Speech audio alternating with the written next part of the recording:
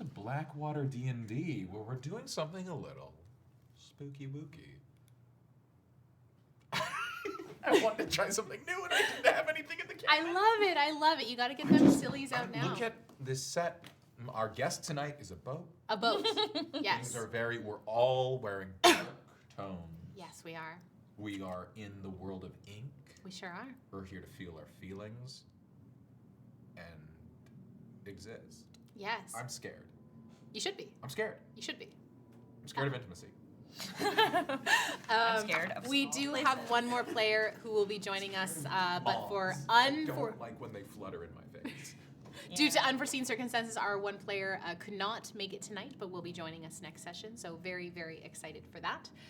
So I have some very, very brief announcements, briefer than my normal announcements. So I'm very excited to go through them because I just want to play this lovely game with my friends. So I'm going to acknowledge tonight that we are streaming from the traditional, ancestral, and unceded territories of the Coast Salish, Stolo, Semiahmoo, Kwantlen, Tsawwassen, and Musqueam First Nations, while tonight we dive into the ink and the seas beyond and below. We are honored to live, work, and ultimately play on these lands. This is the first of a 4-part mini-series using the Ink system by Snowbright Studio, and this series is created in proud partnership with the wonderful folks over at Bookwyrm Games. And as the name suggests, it takes place within our Godkiller canon, which ties directly into Balance and Oblivion, and will leave a ton of clues for Endymion and Ash as well. So I'm really, really excited about that. You can find Oblivion and Balance over on our podcast feed as well as on YouTube, however you choose to engage with the form, the audio form itself. This series will also be up on podcast and will be at home on YouTube. In a slightly edited format, so I'm going to take some time with that. It might not be all up right away, but I want to make sure it is the best for it once it is out there off of here on Twitch. I want to say a huge thank you to Chantel in the booth this evening. Woo. Woo! Yeah. Also, Yeah. thank you to the wonderful cast here for their assists on the set deck and helping bring my little vision to life. I want to say a huge thank you to Eric for providing miniatures. Though you might not see them, they're there. And this boat. This boat is so great. We are also going to be doing a giveaway of 2 copies of the ink book, the ones that Yanis and Sean have there, signed by us and actually used while we play. And So we give them little kisses. little kiss, just a little kiss. Just a tiny little kiss. And so we will be discussing how to get involved in the giveaway on Discord. So you can type !Discord in the chat to head on over and get involved there. Finally, come join us on Patreon for a lot of behind the scenes content. We will have a Chatwater up on Wednesday that is an extended character creation session where I talk to each of the cast individually about their characters, some of the mechanics. We just recorded that. And so we are going to get started here very, very shortly. So I'm very excited. This series means so much to me. This canon means so much to me. So I'm honored for the 3 of you to join me here tonight and to have our one player join us next week. So, without further ado, leave your life behind. There is nothing left for you there. There is now only the ink. Chantel, roll the clip.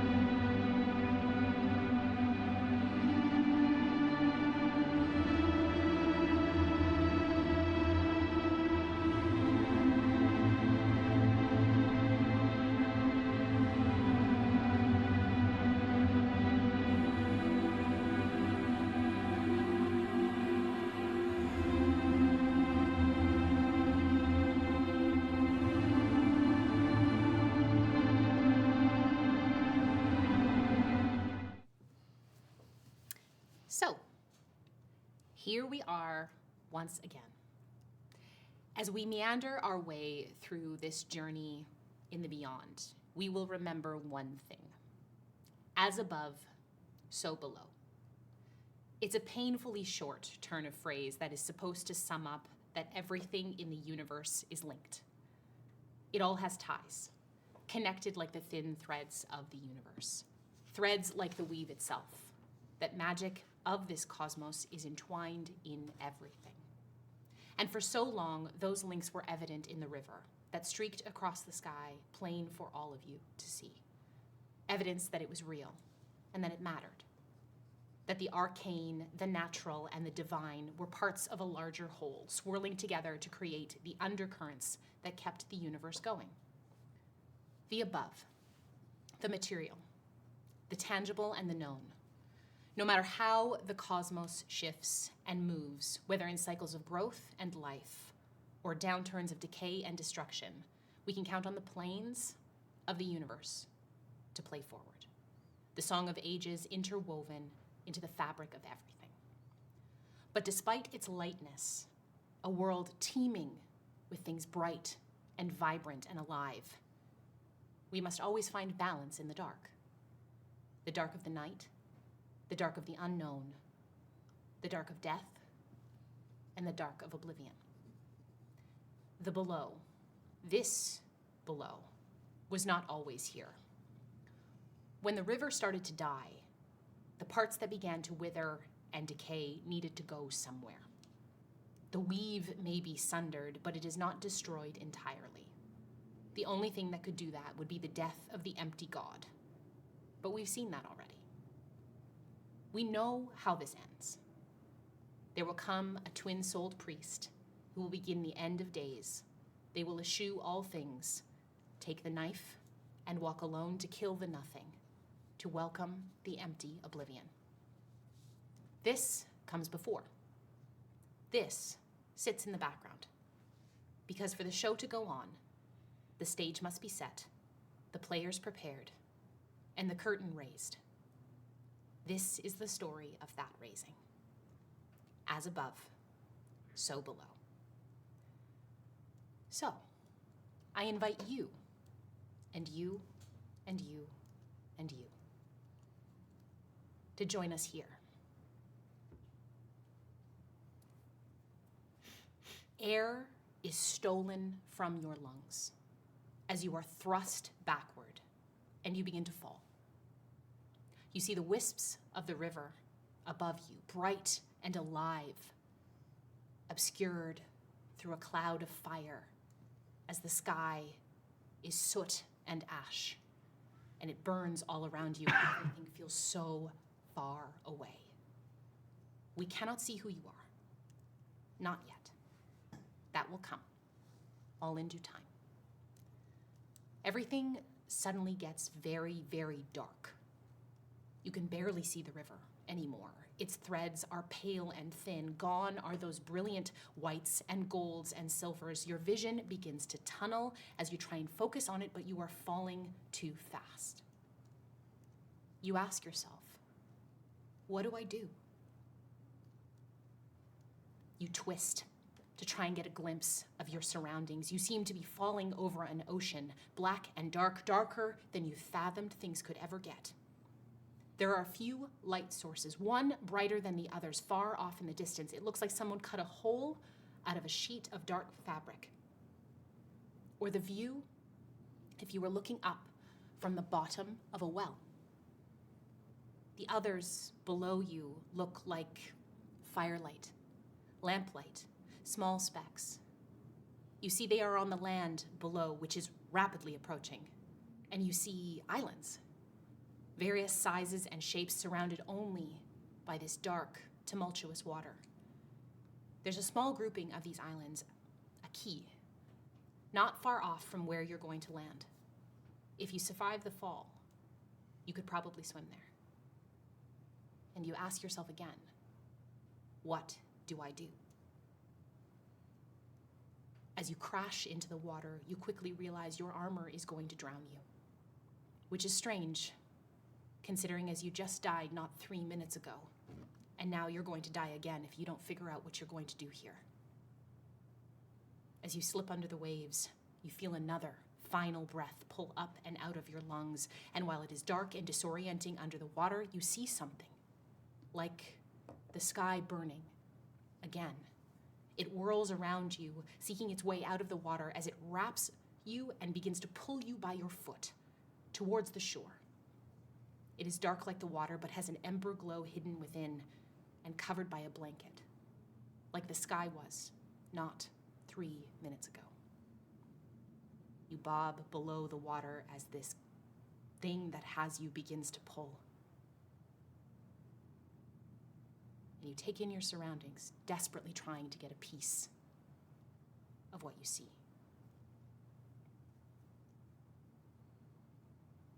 Pause. You wait for something to happen. And you come out of it.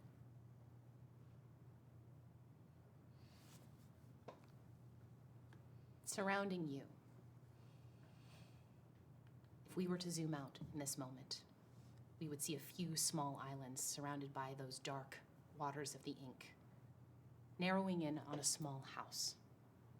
It sits idyllic, propped up just off the shoreline, with the mountainside of this key set behind it. Kelli, can you tell me what your house looks like? How is it adorned, and what does it feel like as we move inside? It is made of stone, and it is it looks like it's already been lived in for about 80 years or whatever.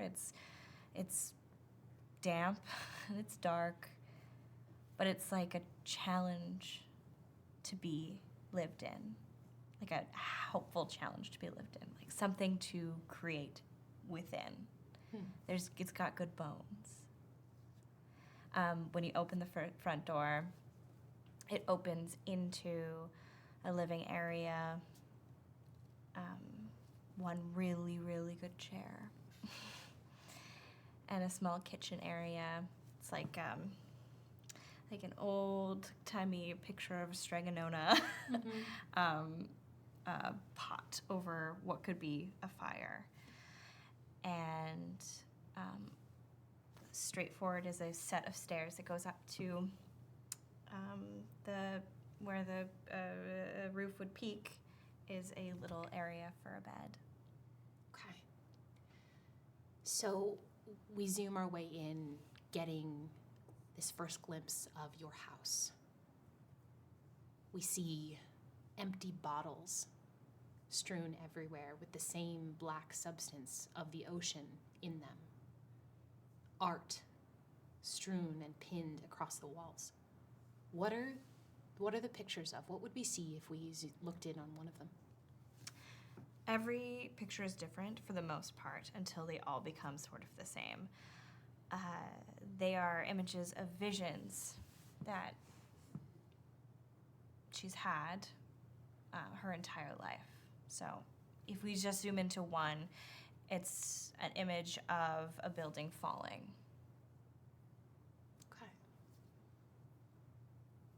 And nestled in this space, this art studio, in a house that shouldn't stand as strong as it does, considering what is outside, who do we find here? We find Agatha. What does she look like? Agatha is frail and tiny. She appears to be 88 years old. She has very long salt and pepper hair. She kind of kept a little bit of that color. But she's gaunt with striking yellow eyes. They're like a yellowish brown. And she adorns herself in cozies, as she is so small. She wears like a massive cardigan sweater.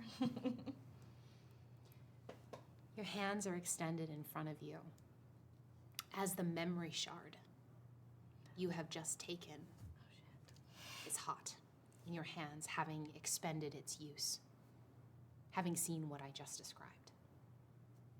You feel exhausted. This was the last one in your stash. You'd been saving it, but it seemed as good as time as any. You hear a rustling in the other room, and your shadow, Brahm, who is never far, slithers in across the floor, rolling a bottle with him. He seems quite aggravated today. He's been crashing around the house before you took the time to give him some space and maybe use the last of your shards.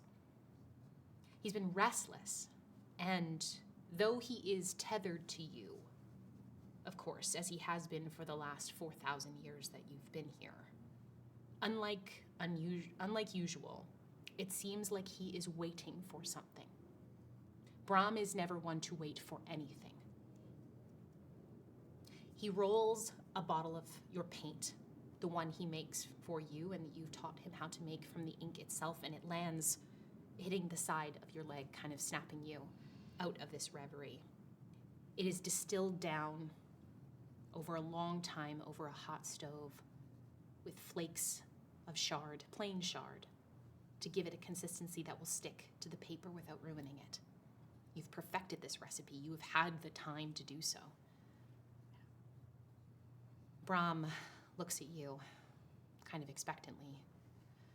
So, what did you see? Anything good this time, or a waste like the others? I saw my first moment. Here. Yours? I think I saw a moment. Huh. Somebody falling. It felt personal, but they always kind of do. Well, was it you or was it someone else? That feels important. I felt like it was myself. But it was a vision, so I can remember my first time. So I don't know why I would have a second vision, but it felt so personal. You're not breaking again, are you? Why would you bring that up? It seems obvious to talk about, Agatha. I'm not broken anymore. I didn't say you were broken. I just asked if you were breaking. The process of breaking. I'm not breaking. I've done it once. I'm not going to do it again. Okay. Jeez. Have there been any missives today? Any what? Missives, letters. I haven't checked. You haven't checked? I haven't checked. I've been focusing on my shard. It's my last shard.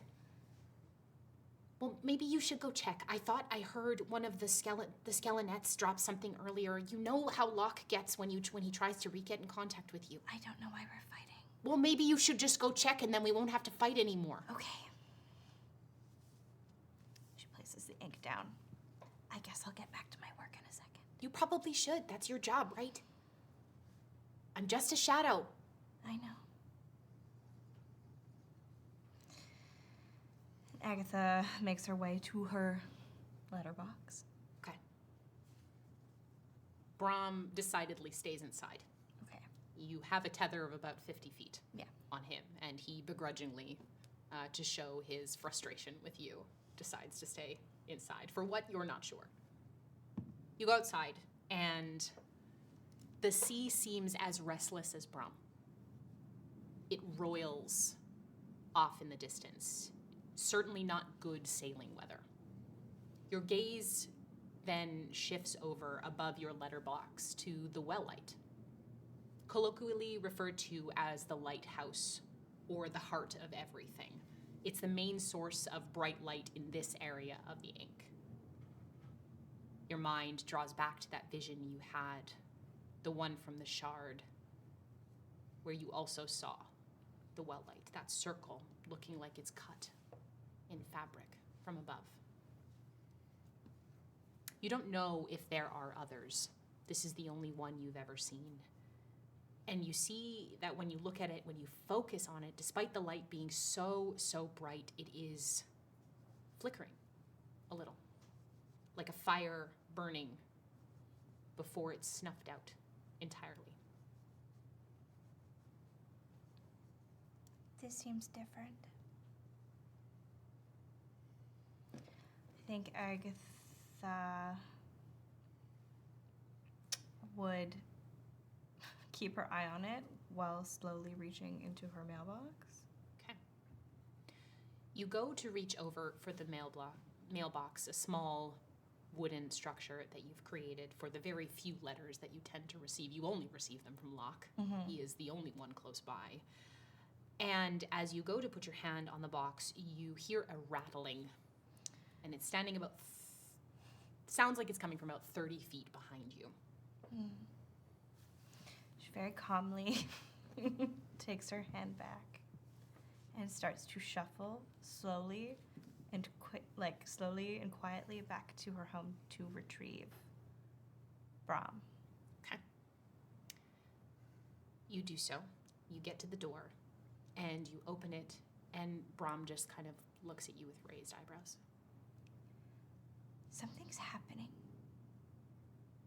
Could you be more specific? There are many somethings that happen. Something is happening outside. There's something different with the light, and I heard something.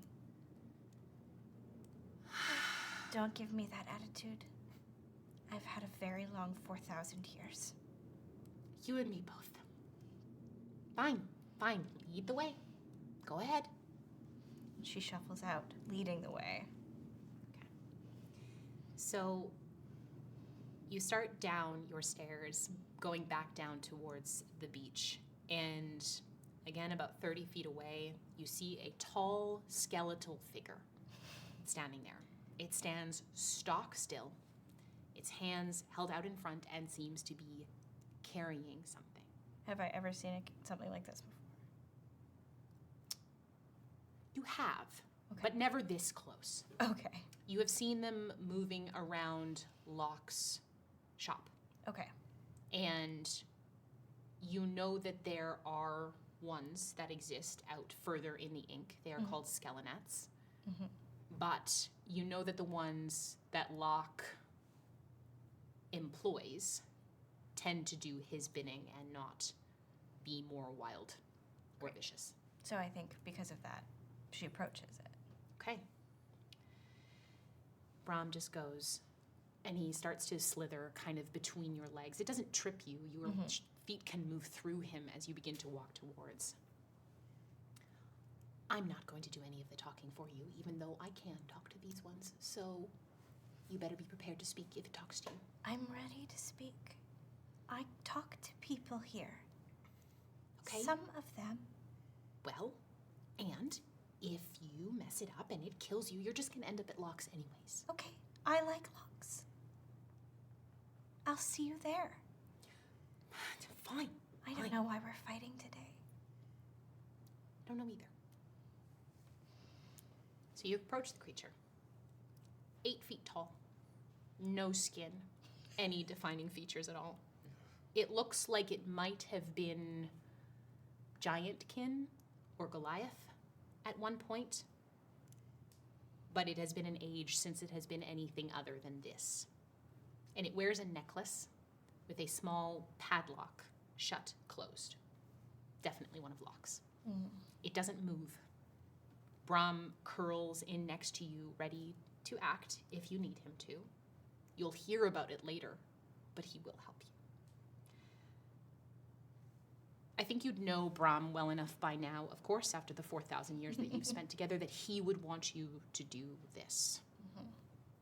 He could absolutely take the lead, but he wants you to be as bold as he is. What would you like to do? Heya. She speaks. The skelenet shifts its head down. You are quite a bit shorter. Heya. And as you follow its gaze, you see a letter rolled in its hands. Was that for me? It does not speak or move. Can I reach it? You can. Okay. She's small. She is. Okay, she's gonna reach for the letter and she grabs it. Okay. You take it in your hands. The paper is fine. It smells. A lot of things here smell not quite like salt. It's a mix of, the ocean tends to smell a bit like sulfur, sometimes like an acidic tone to it, but never the salt of a sea that you would normally expect. The paper is fine. Too fine for this to be, it seems like a simple letter, but someone like Locke would take care, especially if it was important. You unroll it, and it says, Aggie, I found another one. Come at once. And it is signed simply L. Okay. Brahm looks at you. What does it say? I can't read. I should have taught you. It says that Locke has found another one. And we have to go. Another one what? Another one. Another one what? Well, it can mean a lot of things, Brahm. What do you think it means, Aggie? I'm hoping it's another seer of some kind. Or another shard. What is Locke doing with a memory shard? I don't know. But I tell him everything about because I need somebody to listen to me, and... Oh, I don't listen to you enough. Oh, I don't know why we're fighting. Well, it says we have to go, so we have to We're go. going. Okay, we're going. And I'm sorry, but it does mean that you have to get into the water. I don't want to get into the water. Can you please get into the water for me? What do I get if I go into the water? What do you want? Scratches? No. Treats? No. A song? Yes. But later. After. And I want to go hunting. Okay. Okay. Yes. I mean, I know you know what happened on the last hunting trip. Yes. You promise we're going to go. I will get in the water if you promise we're going to go. We are going to go hunting. I promise. And a song. And a song. Get in the water. Okay. So you know that Locke's shop is a decent journey by boat. Brahm can help, of course, but from what looks like is happening over the water that you saw, the waves getting bigger, even offshore, you can probably tell that a storm is coming. You've seen it enough times happen. Mm-hmm. It's been a while since you've made the trip. Having learned the craft of herbalism and apothetique while watching Locke intently, he has, I wouldn't say he's taught you some, but you've been around him enough to pick a couple things up. You're very observant. You're a good student. Mm-hmm. But at his core, Locke is pretty tight-lipped about what he does. Your boat, as you make your way over towards it, is a small paddle or type craft. It's pretty ravaged at this point. The last journey was perilous, and it almost sank. So I'm going to have you roll our first skill check here. Oh my god. It is a decently low DC, but this will just be to repair the boat. So for skill checks, you're going to roll 2d6. Mm-hmm. You are going to add a +1 for your karma. Mm-hmm. And if there are any skills you would like to utilize while doing this, you can let me know. Mm-hmm. My nimble fingers. Tell me how you would justify your nimble fingers fixing this boat. She's detail oriented, and she can patch up any little cracks in the boat. Amazing. Yeah. Great. So with your addition of nimble fingers, that's another +2. So you're going to roll these 2d6, and you're going to add 3. Great. I need it. 11. Amazing. The DC was only 7. So you work to repair the boat. Mm-hmm. There's a harness for Brahm, which is strange considering he is not always corporeal. But he whines as you affix it to him. It means it takes a lot out of him. Yes. Knowing that he has to make himself a bit sturdier and a bit steadfast to swim. So, are there any supplies that you are going to bring with you? I'm going to bring a cloak to stay warm. Yeah. And I think any tinctures she's been tinkering at, anything that's missing an ingredient, she's going to bring with her. Great. She has an old carpet bag. Okay. Yeah. I would say you have a couple regular shards left, probably 2. I do. And you know Locke likes I'm bringing my shards. Bringing your shards. Yeah. Okay, perfect. So you leave the dock, you leave the small bay where your house sits. Yes. You don't even have to lock the house. Nobody is going to come here. Yeah. You have 2 choices. Mm-hmm. You can take the open sea, which is much faster to get to the islet where Locke's apothecary is, or you can hug the keys, hug the islands, and it's a longer trip, but it is safer. What would you like to do? I'm going to do the longer trip. Aggie's pastime in a boat is to lay flat on her back, stare up at the sky, and try and remember. And so she likes the time. Okay. For the first leg of the journey, it is calm enough that you are able to lie down flat. And you see the wisps of the river, whatever is left of them, weaving their way across the sky. It's nothing like what it used to be. You remember how bright it was. You will never forget how bright it was. Sitting atop your temple in the middle of the night was the best time to view them. You haven't met many other spirits yet, but you know your memory is better than most of theirs.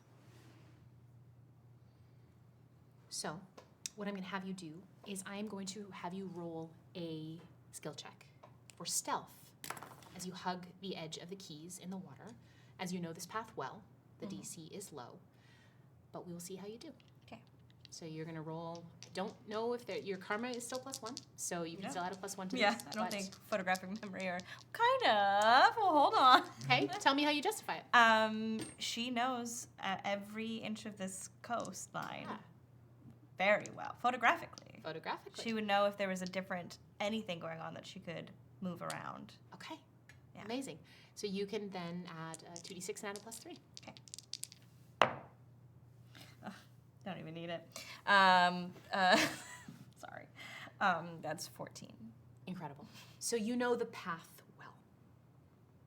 And the row with Brahm pulling, you tend to avoid most of the storm that seems to be passing well over and out of the open sea. You realize you've probably very much made the right decision.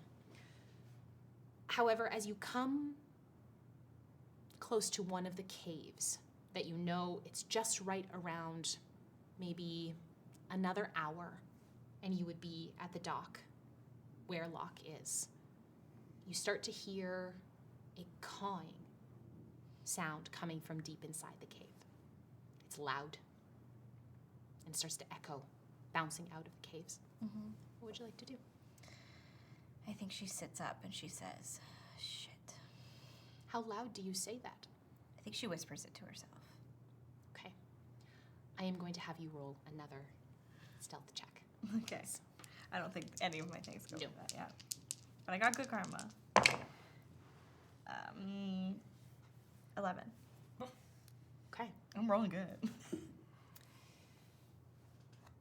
There is a pause, and you stop paddling your oars, hoping that the momentum of the boat will help you drift by. I'm going to roll a check for Brahm. Okay. Brahm, don't fuck this up. You have stopped paddling, so he is now carrying most of the weight, which means he splashes harder than he intends to. You hear the cawing begin to echo, louder, louder, and louder as you watch from the mouth of the cave. Too many to count. You see shadow crows begin to move out of the cave. They move up and out, swirling in the sky as a murmuration. I assume I've seen these before. You have, Yeah. but never move in patterns like this. Great. What would you like to do? Shit. Brahm goes, what? Shit, Brahm. I wanna run away. Okay. Yeah. So you're going for speed Yeah. at this point. So I'm going to have you roll a skill check here for strength. Brahm is going to help you, so you can roll this twice and take the higher value. Okay.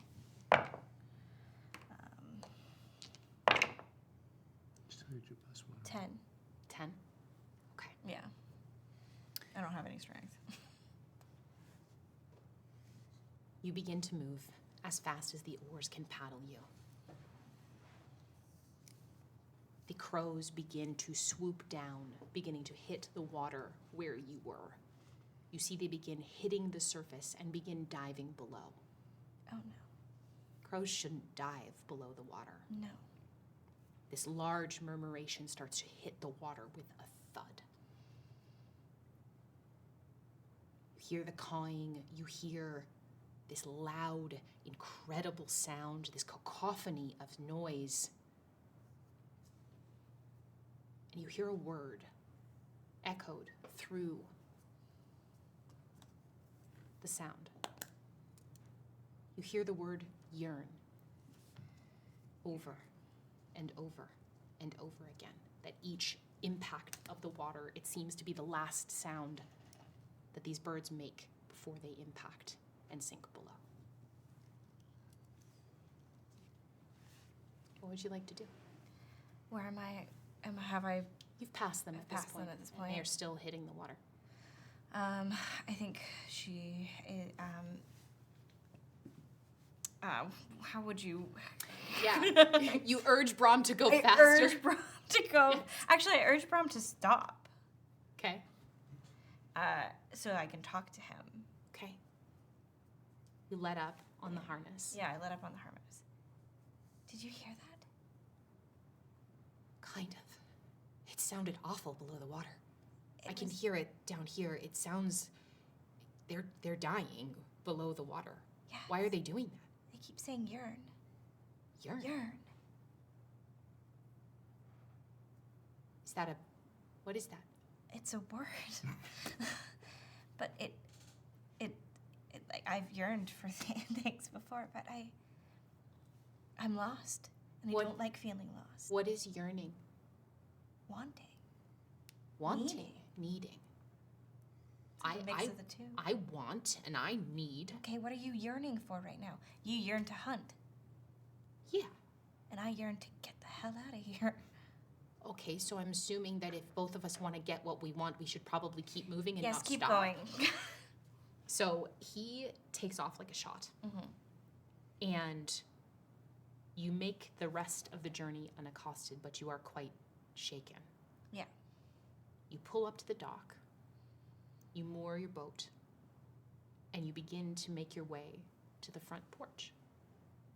It's a shop you've looked at so much from the outside, been inside a couple times, with the proprietor who very much keeps you at arm's length.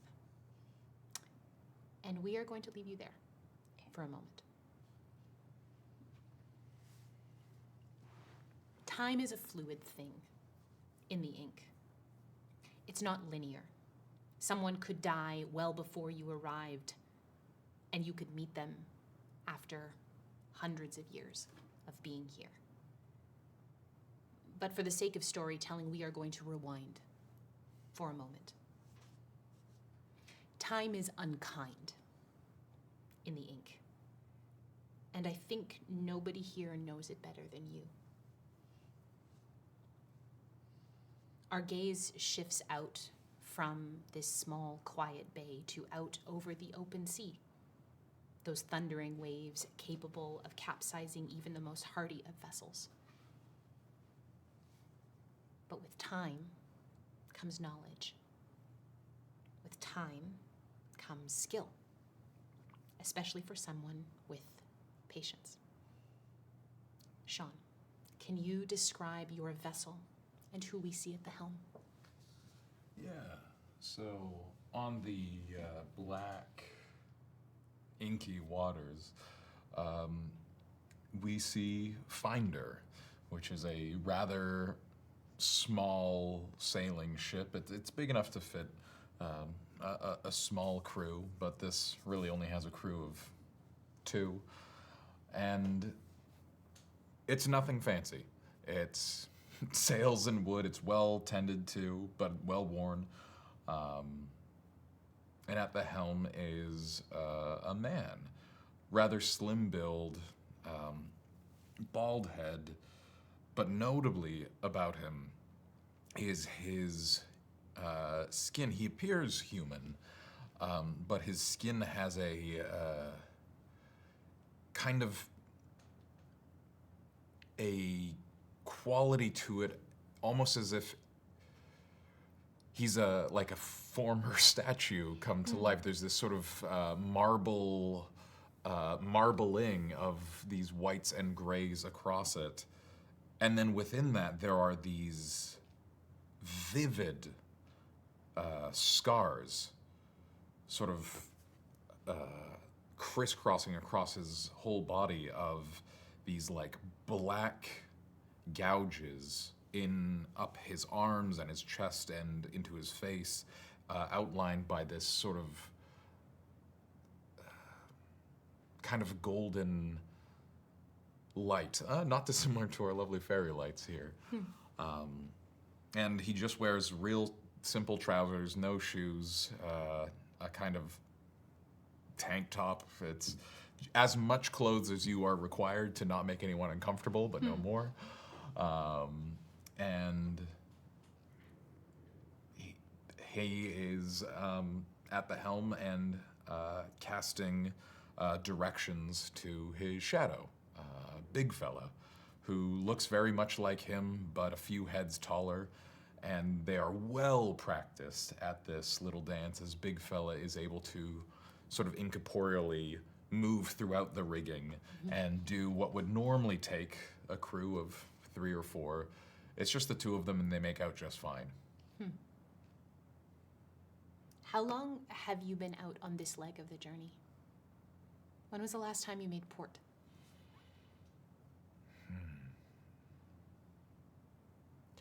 It's difficult to tell how fast time passes. Yearn doesn't sleep or eat anymore. There's no daylight. There's just the heart of all things, and that doesn't seem to change even when you sail towards it. So Yearn doesn't know. It doesn't feel like it's been quick. He hasn't seen land for a while now, but Yearn has learned that it's best not to think of how long it's going to take to get anywhere, but just to focus on the waves at hand. And the way the ink works, if you sail for long enough, you'll find something. That's true. Okay. Today started like any other day. There's a storm coming. So you move to set sail, trying to get ahead of it. Big fella has seemed on edge all day. He is a shadow of few words at best, but he's quieter. He is taking your direction, certainly. He always has. He'll move from port to starboard, bow to stern, scanning the horizon. He's quite a decent first mate, because he is your only. But he's doing a good job at it regardless. This vessel could take 10 people, spirits, with room for their shadows. Have you traveled with other spirits before? Occasionally, but not often, and only ever for brief periods of time.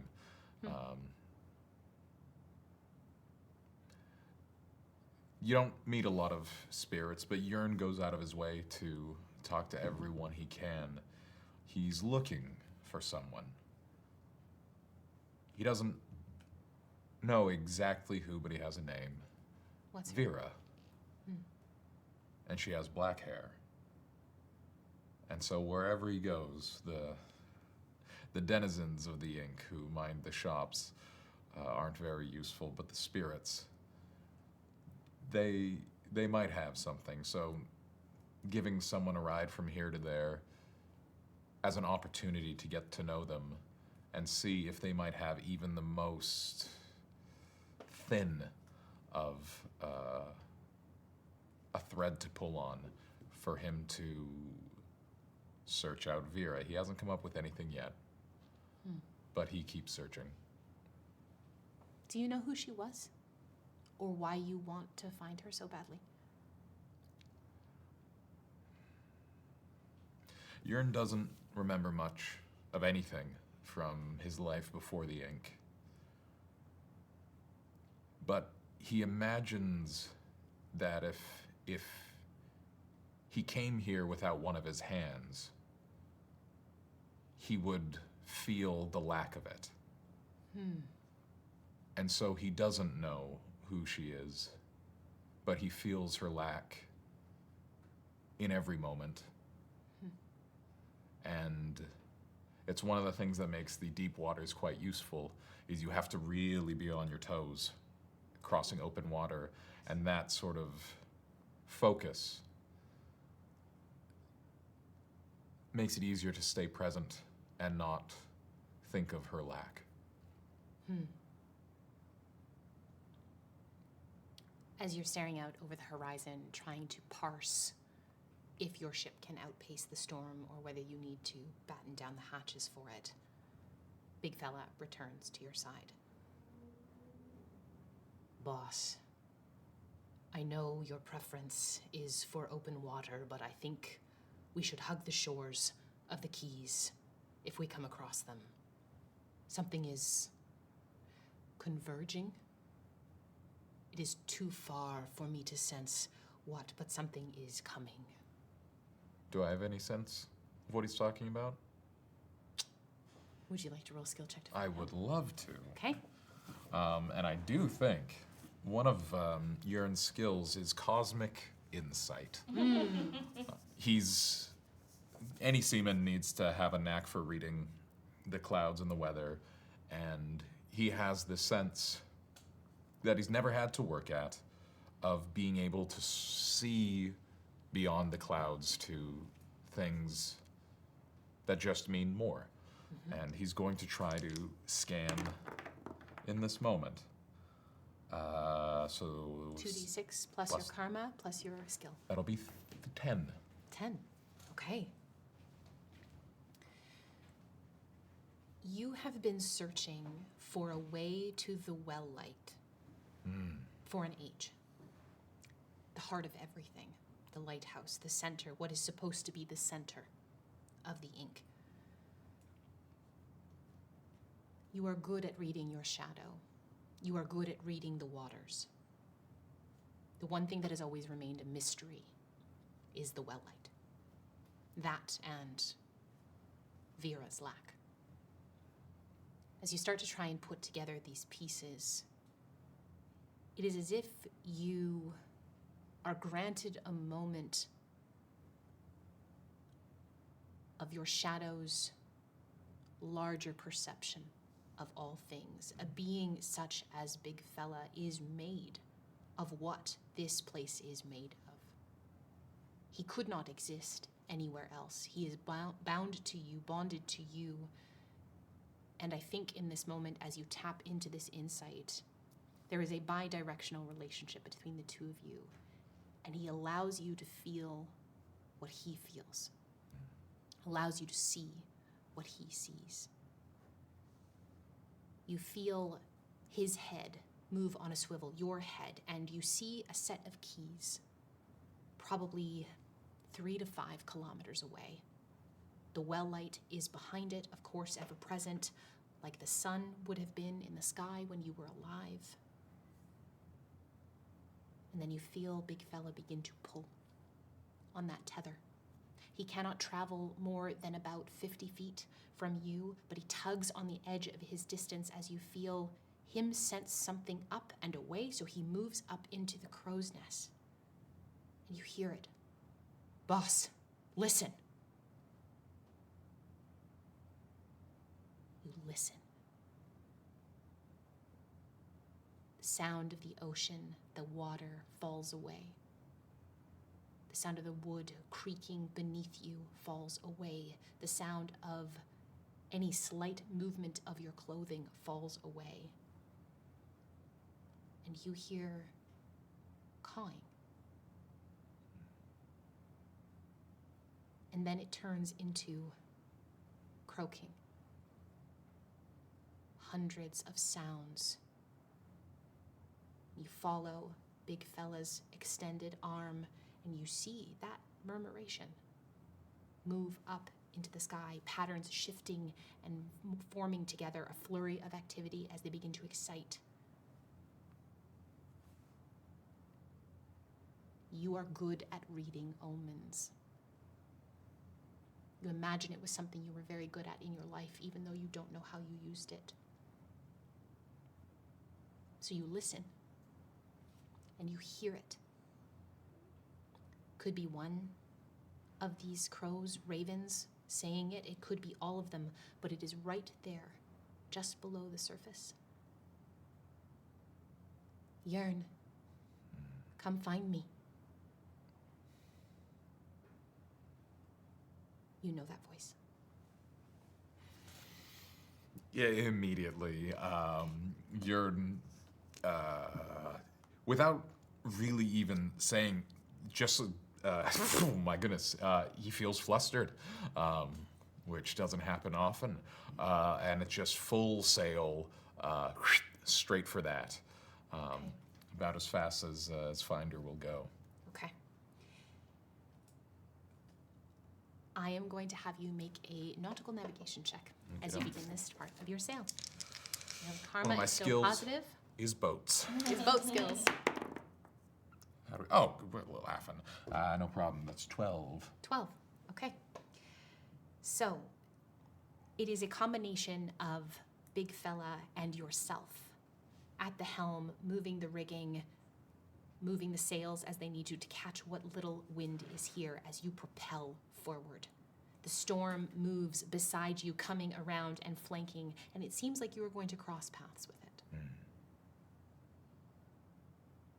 This first leg of your journey goes okay. You are managed to move around, almost keeping pace with the storm on your side, moving forward, forward, forward. However, with this gift of nautical navigation that big fella is also able to tap into as well, you hear him call out to you. Boss, ahead. Directly in front of you, probably about 100 feet away, you see a massive, swirling whirlpool. You've encountered a Sharbatus or two in your travels, but this must be a large one to create a pool that big. The open waters are terrifying places in the ink. You see the storm clouds begin to start circling in as well, pulling them in from the flank to directly in front of you. Most of the time, a Sharbatus only affects the sea, but this one seems to be causing a change in weather pattern as well. What would you like to do? There is... Usually Yearn is all more than happy to run away from a fight, but there is no time to lose. He's gonna get a read on the direction of the whirlpool and try to skirt along the edges to see if he can like pick up a little bit of steam and just basically slingshot past this thing as well as he can. Okay. So, this is going to be another nautical check. But because you are headed straight towards it, this one will be, you will roll 2d6, add your bonuses. We will roll it twice and take the lower value. Okay. I'm going to tell you what you're trying to beat. A DC 12 avoids it entirely, able to skirt around as you intended. A DC 10, your ship will take some damage, but you will be able to avoid most of it. Anything below a DC 6, and you are in desperate trouble. You know the Sharbatus will pull your boat down to the bottom of the ink and devour you, ship and all. Now, for the folks at home, the Finder has 20 stamina. there is one special thing about Finder, and that is a very long time ago.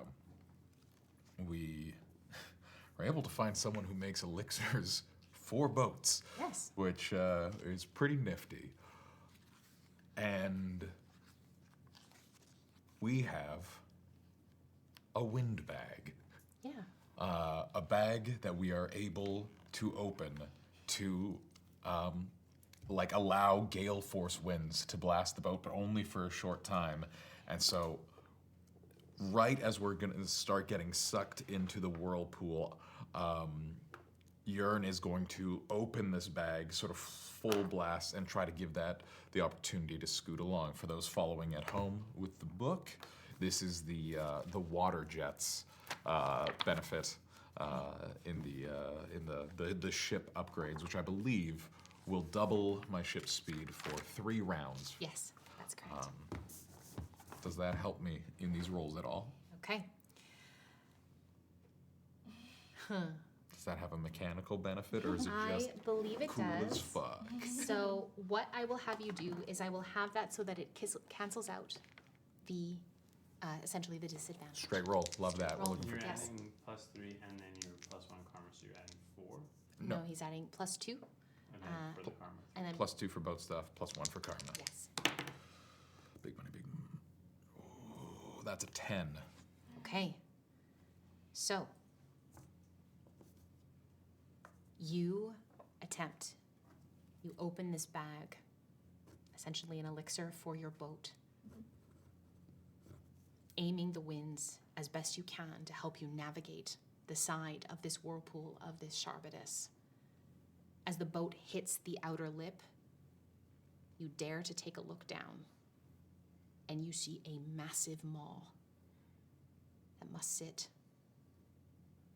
probably 100 feet wide, just beginning to open as you feel the whirlpool begin to open further. You are able to move the boat around, but your boat is going to take 10 damage. Okay.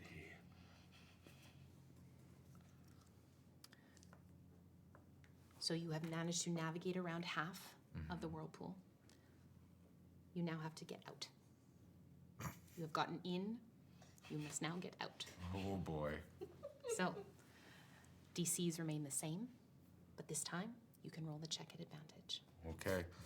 Okay, hopefully we haven't. Oh wait, that's not good. Can't roll 4d6 at the same time. That'd be crazy.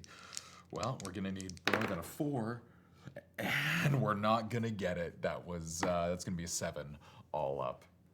Hey, that's not bad. Okay, We'll see. Well, actually. 7 all up. Mm-hmm. Okay.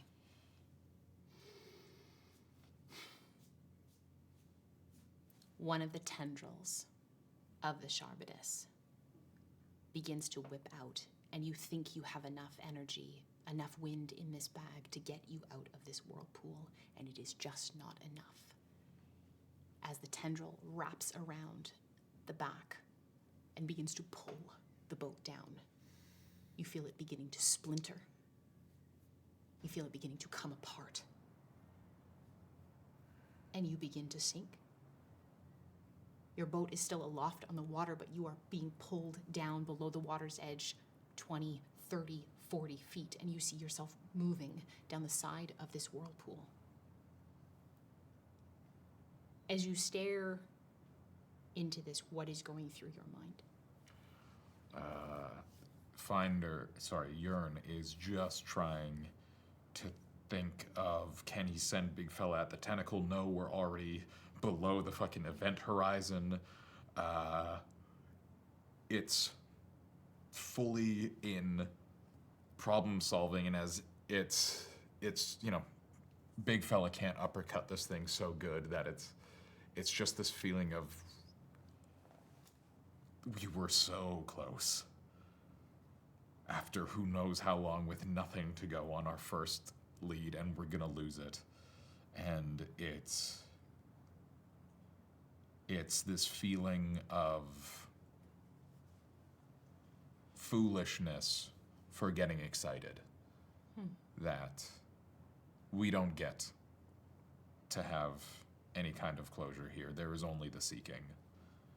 And that whatever put him here is surely laughing at him.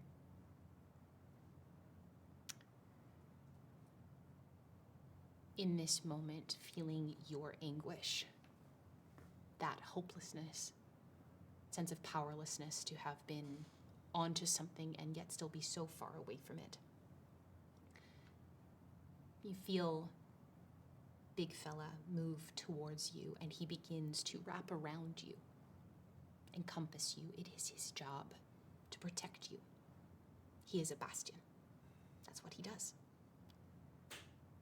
And you hear his voice low, as if he is behind you. Boss, do you trust me? Of course. Then I won't let you down.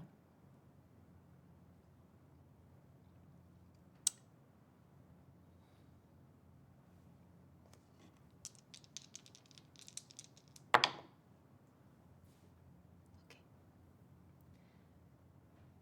You feel a pulse ripple out from your shadow. A call out to the beyond. A plea for something to come save you. You have an immediate sense that this will be at an incredible cost to him, but he would do it willingly for you. He wants you to find her as much as you do. Because if you do, then he is free too.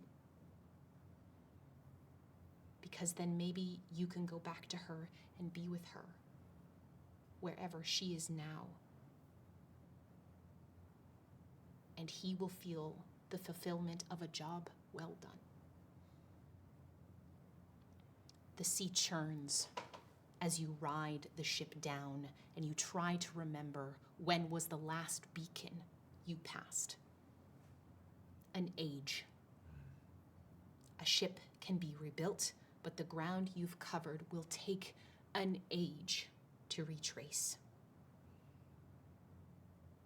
You wait, circling slowly, more tendrils whipping out from the bottom of the basin of this maw beneath you. You wait for some form of scream, yell, cry from it, but it is just the churning of the waves and big fella holding you essentially to the mast as you both begin to go down with the ship. And then you hear it. A flapping of wings, so large. You hear feather against air, and it must be incredibly big. It flies down behind you, and you manage to crane your neck to see a large, black, feathered creature swoop effortlessly down, right into the maw, right into the center of this whirlpool. You have seen birds like this before. Firebirds. Big fella has told you, legendary greater haunts that roost on the top of volcano keys, harnessing heat and fire to grow. This one that comes towards you looks like it has maybe a 50-foot wingspan. You see big fella lock eyes with it and nod as this creature reaches down, plunges its talons into the side of your boat, and begins to lift. And that is where we are going to take our break. Stick around. We will be back in a tight 10, and we'll catch you soon for part 2. Okay, bye.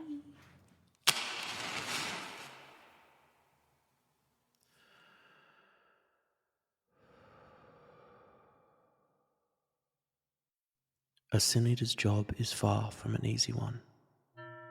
The afterlife is broken, fractured by old magic, ancient pride, and promises never meant to be kept. For the dead to move on, their sins must be consumed, taken into another, and carried away. Atop the hill, a Vagrius manor awaits, rooted in rot, dressed in ivy. The Evagrius family lies scattered across cold stone and silk sheets, each bound by the sin that shaped their life. For a Sin-Eater, each death is a question, each ritual a choice, forgiveness or damnation. Some rage against their fate, some beg, others, they welcome the silence, but none can pass on without the Sin Eater's hand.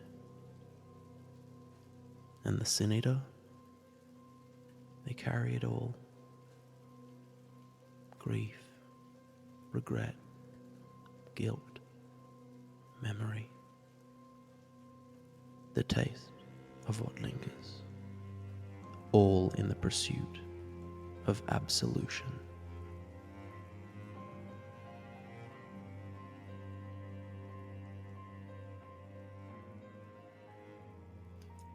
I know that when I do pass along these notes, I will cease to be.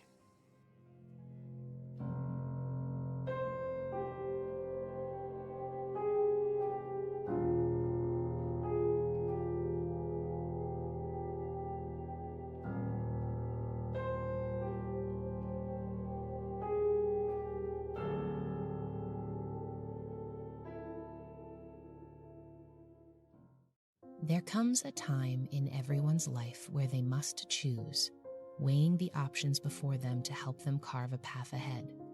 These decisions are often fraught and complicated, especially when the allure of power sits just outside your grasp. What would you do if told that you were meant to change the world? Would you carry your title proud and strong? Would you eschew your role, shying away from your foretold purpose?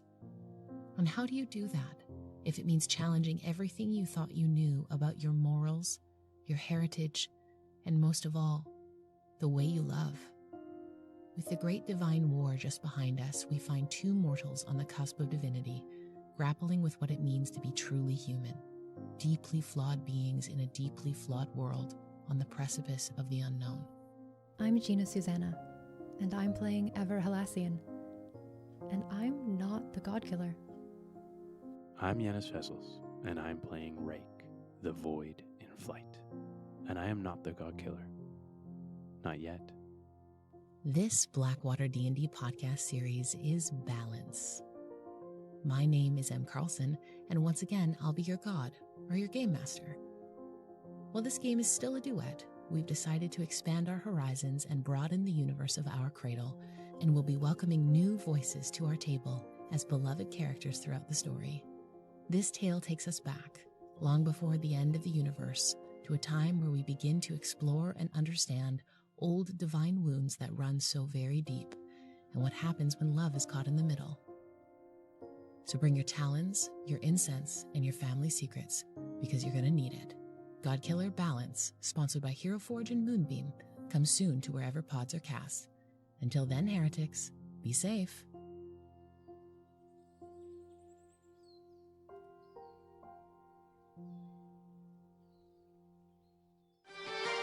When the world is in trouble and you don't know what to do, gotta call Blackwater and they'll kick some mess for you. So pull up a chair because you're welcome at the table. Come watch us save the multiverse. So turn up the TV and come watch some D&D. Blackwater, we'll roll some dice for you.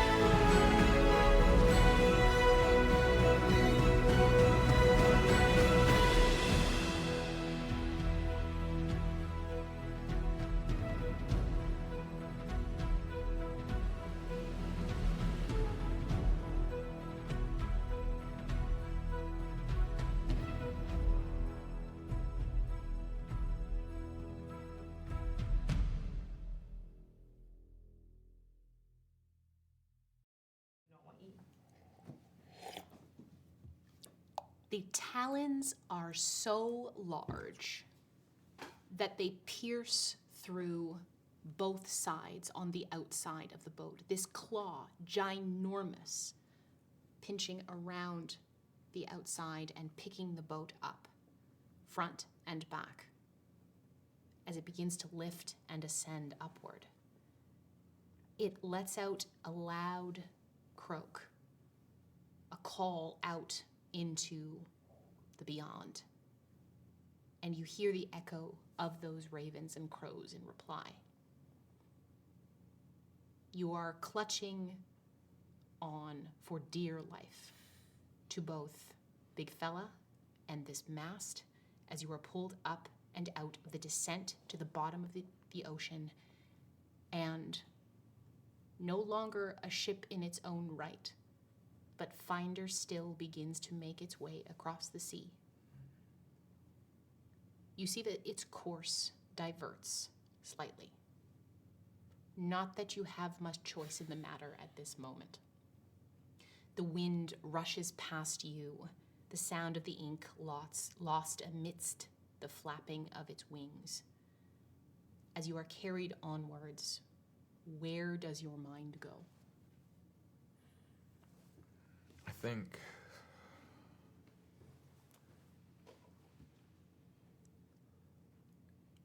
it goes to her and to this connection here and feeling foolish for feeling foolish. He doesn't know. He doesn't have the names for the things that are greater in this space, but he knows that they exist, and he constantly goes back and forth about whether him being here is a punishment or whether this is some opportunity. Perhaps this was the only way that Vera and Yearn could be together. And as this incredible creature carries him, ship and all, across the sea, I think there's this feeling of this is exactly where I need to be, and to not worry about where I'm going or where I've been. It's just right now, and that's how we get there. Okay. About 30 minutes later, give or take, you feel the bird begin to start making its descent, and you see a shoreline off that key you saw in the distance. You see some shapes moving on the shoreline and a large dock far out into the water with one other ship, like yours, affixed to it. As the bird moves down, down, down, you hear Big Fella say once more, "Brace yourself, boss. We are entering protected lands." Protected by who? The one who runs this place. Carried by the bird towards the dock, you feel yourself pass through some sort of barrier. And I am going to have you roll Cosmic Insight here. And I'm going to have you roll it at advantage. Okay. 10. Whoever controls these lands was a friend to you at some point. You respected them. You looked up to them and learned from them. You don't have a name. Okay. This barrier feels like a powerful, powerful magic that feels bigger than it should be. Has Yearn ever gotten a ping like that before? Never. Okay. Okay. The bird caws loudly once more, a call out to get attention. And you see a rush of figures moving on the shoreline, making space on the beach just up from the waters of the ink. The bird, as gentle as it can, deposits the ship down letting go as you feel the boat settle down into the sand. It pulls itself up and back and looks like it is readying itself for ascent again. Big fella slowly begins to let you go. And what would you like to do? Do I know enough about these birds to know how to thank them? You've never been this close to one before, and I think you're also recognizing that these birds are known as firebirds, but this bird has no fire-like qualities that you can see. None at all. Then I think I would just try to make a gesture, like a deep, deep bow to the creature to just try and convey gratitude. I am going to have you use one of your other skills of presence here. 7. Okay. The bird seems to notice what you're doing, as does Big Fella. He looks between you and the bird as the bird takes a final look at you, and with 3 big flaps of its wings, it begins to move up and back, to circle up and fly away to wherever it plans to go. If Big Fella could sigh as in a shadow form, there is no air inside any form of lung, he does. It's a haunt as well, boss. It's an echo of the maliciousness of the world you left behind, banished here to either pay its penance or continue its havoc in the place beyond. I'm not sure which. And?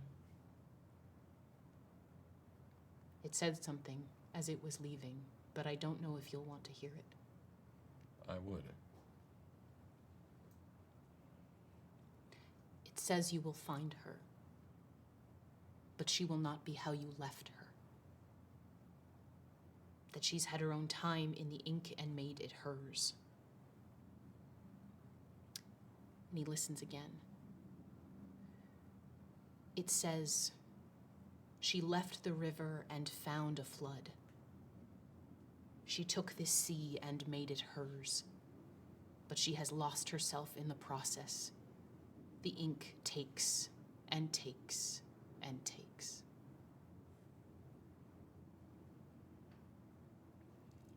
I do not suspect I am as she left me. Perhaps we will be able to give back to one another. I hope so, boss. Thank you. Always. Always. Are there any people working the dock?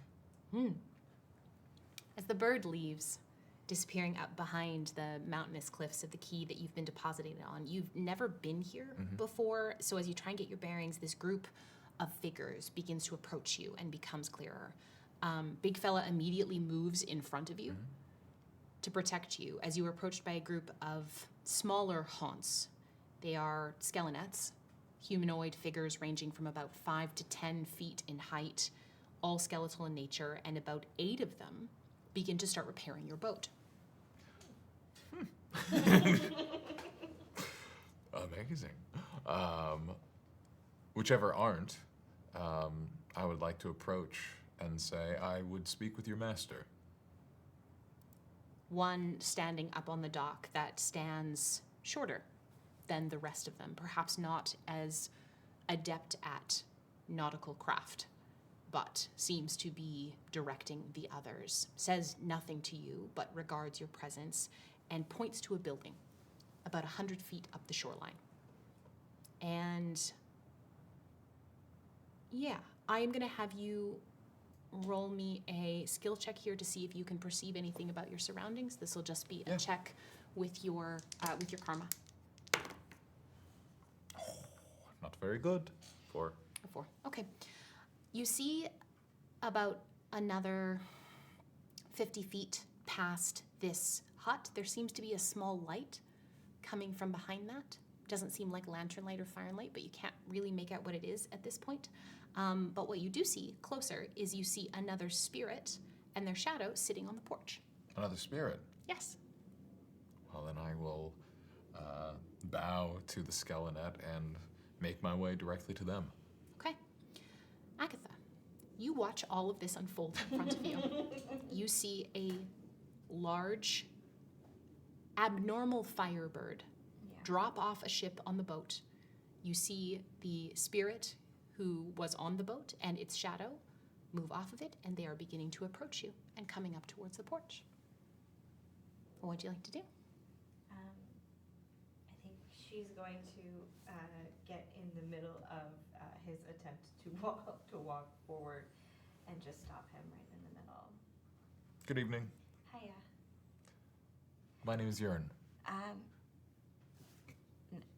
Sorry. Your name is Yearn? I'm Yearn. This is Big Fella. Yearn. Yearn. She looks to she looks to Brahm. Yearn. I heard it too, but he's there. Talk to him, not me. Yearn. Yes. Your name is Yearn. My name. Yes. Sorry. My name is Agatha. Agatha.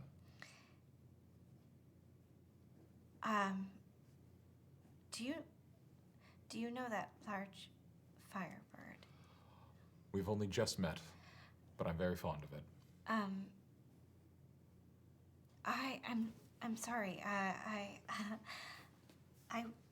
I was on my journey here when I was attacked by your name.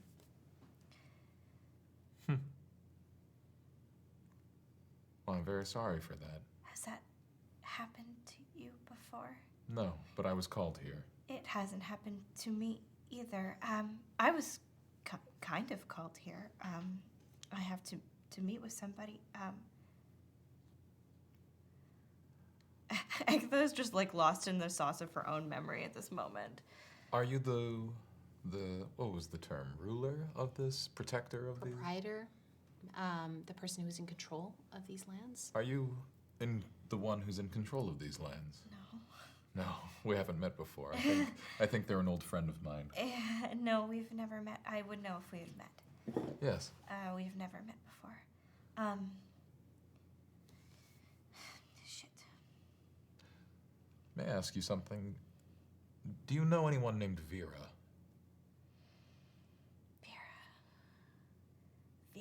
Vera. An Ovana. An Ovea. An Ovileo. I don't know Vera. Ah, that's all right. Do you know the person who's in control of these lands? No.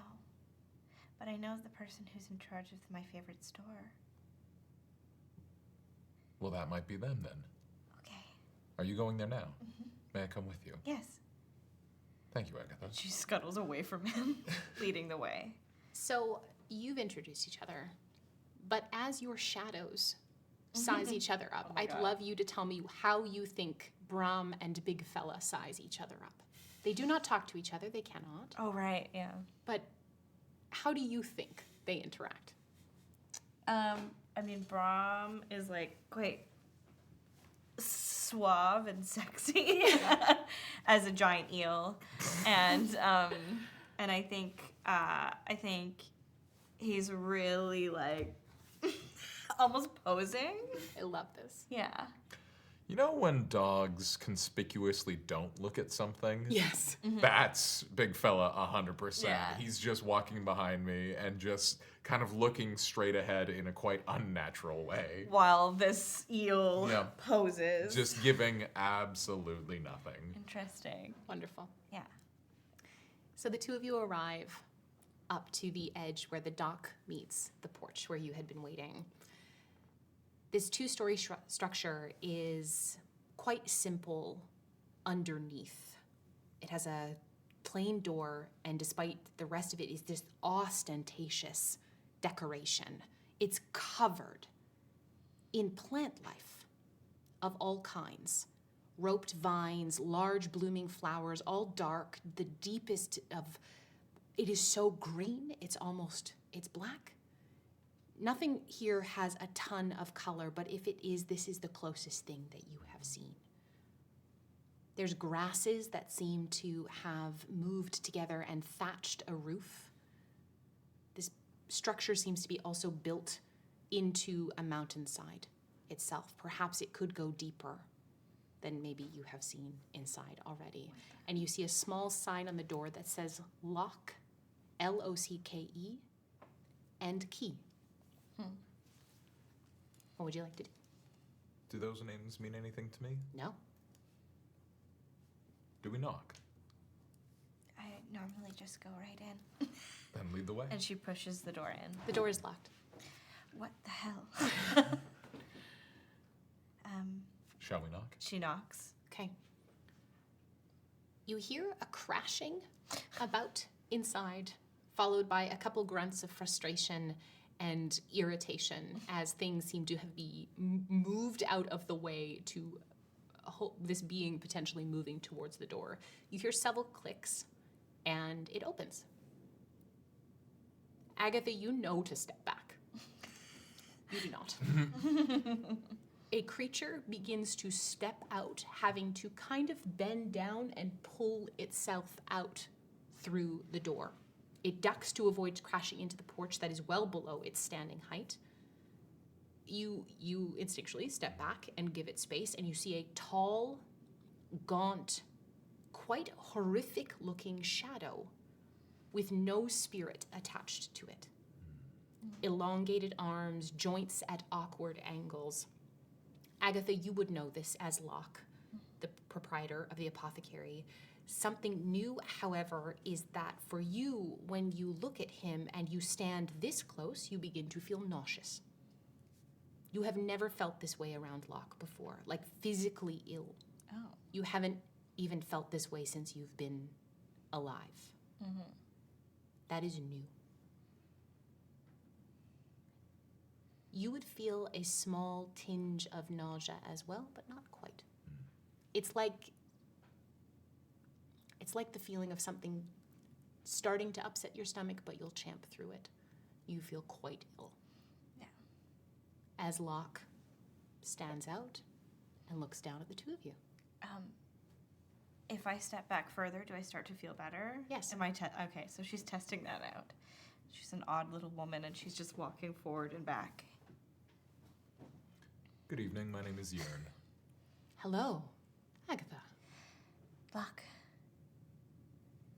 Something new about you? I don't believe I've changed too much, but friends, you have arrived on an auspicious day. There is much to discuss. I see the bird dropped you off. Yes. Good. I would like to tell you why you're here, but first we must wait for one more. He should be joining us right about, and he looks up to the sky. Now, he extends a long finger, pointed upward, towards the well light, as you see a figure fall through it. Jesus. And begin to plummet at a harsh angle. Not straight, but down, slanted. We have seen, and we are now ready to know. But of course, to understand how we got here, we must go back. So I'm going to leave the two of you there for a moment. Hadeon. You tracked him for so long. This final confrontation, well awaited. You had your orders. You followed them well. All to have it end like this. Tell me who we see as a knife plunges into your front and you feel yourself beginning to die. You see a tall man with sort of reddish blonde hair square-jawed in clothes of finery that speak to his station. He is obviously someone who doesn't want of much. And on his face, you see a look of surprise, disappointment, but also the acceptance of the inevitability. He had hoped it wouldn't come to this, but he is not surprised that it has. There's a tiredness, I think. Decades tracking your quarry across the entirety of the cradle, from fall away to fall away, far past where you had found him first. Never faltering, relentless. And now, the knife pierces under your armor, cutting into the left side and slicing through under your left pectoral, cutting the same shape where their scars sit. And you feel that chasm open in you. You slump forward against this assailant, and everything starts to leave you. And you hear two things. The man who has killed you tucks you into him. And while you have only ever known rage in him, you hear him say one last thing to you.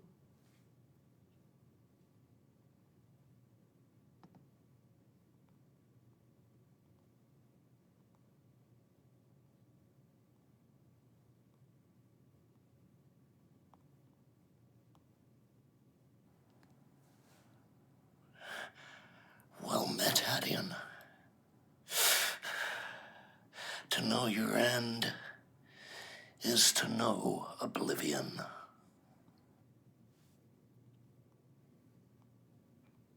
The words ring in your ear, knowing that they will be one of the last things you hear while you are alive.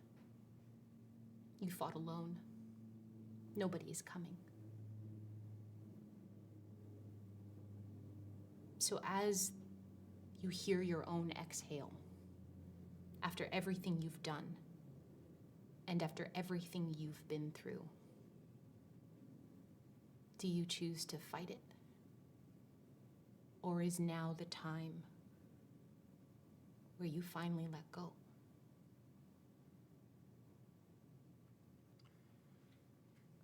I think there's a moment where,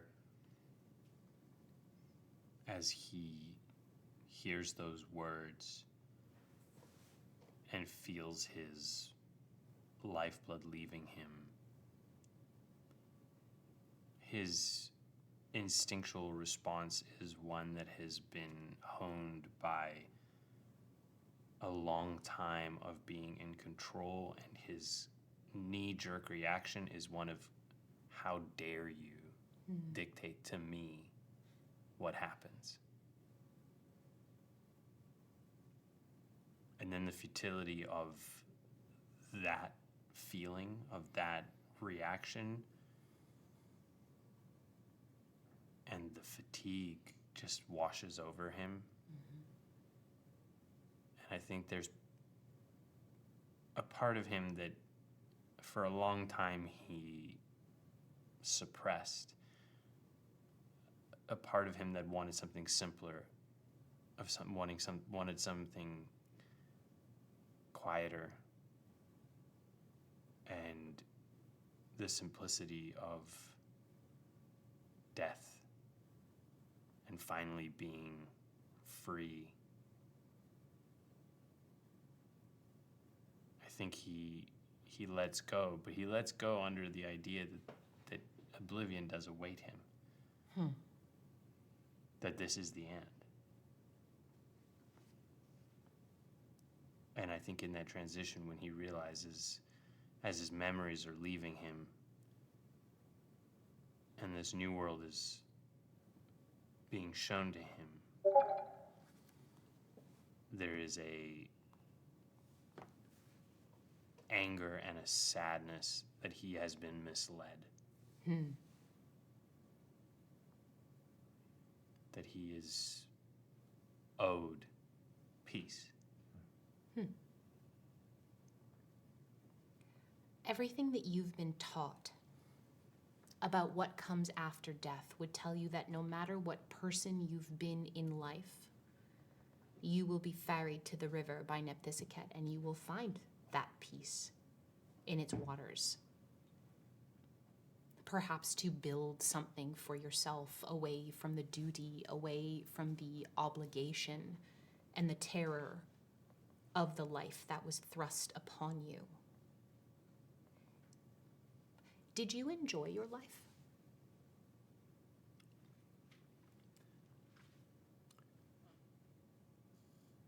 I think he grew to enjoy it.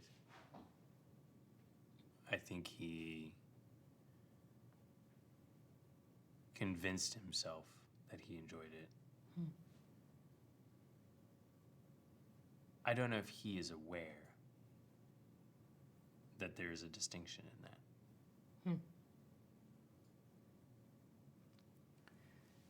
So in this moment, the breath leaving you, a chasm opened within you.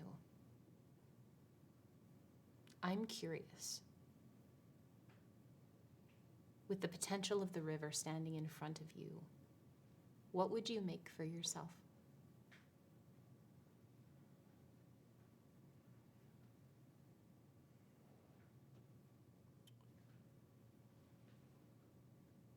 I think he would just attempt to make a life where he has relationships with other people that were born of who he is and not of his station. I think he would just look for connection that was genuine, that didn't feel as though it was given because of who he was or what might be received in return. And I think he was also hoping to finally be able to let go of the rage and the anger that was needed and also given to him by his station.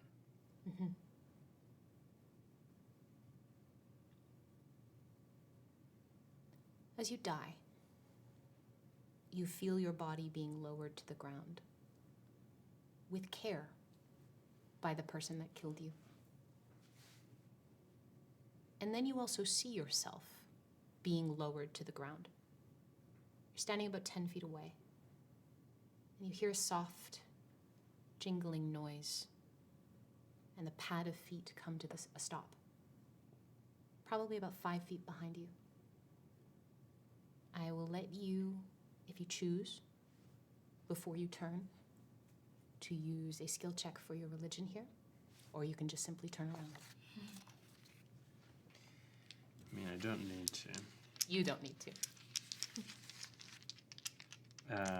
Do I subtract my karma? You do. But I get a +2, so +1. Oh, geez. Hadeon doesn't have a clue who it is. That's a 4. Okay. So he will turn. Okay. You see a woman standing before you. Black robes lined with gold. Long black hair. A shroud pulled up and over.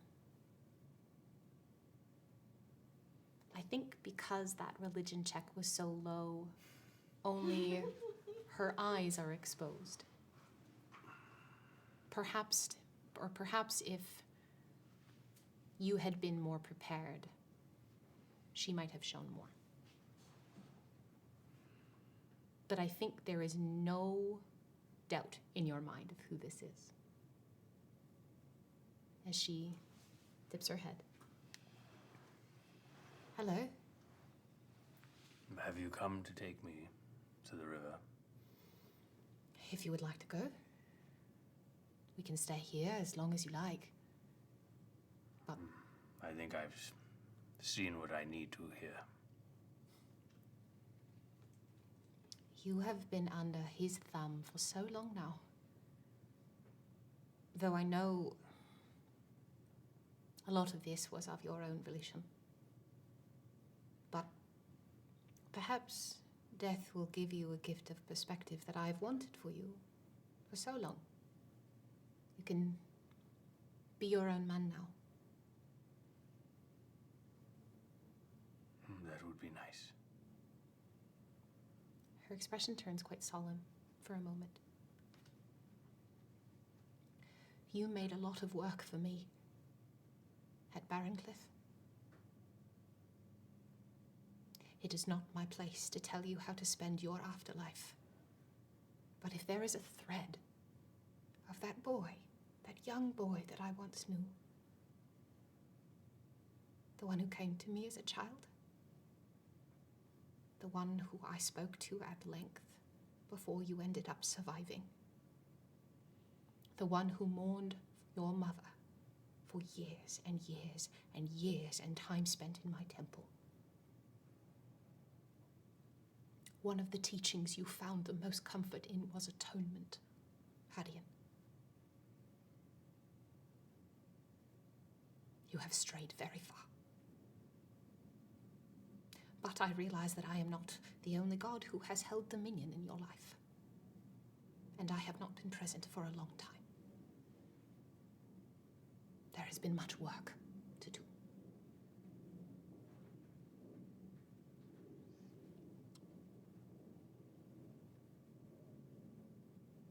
Atonement didn't make it easier.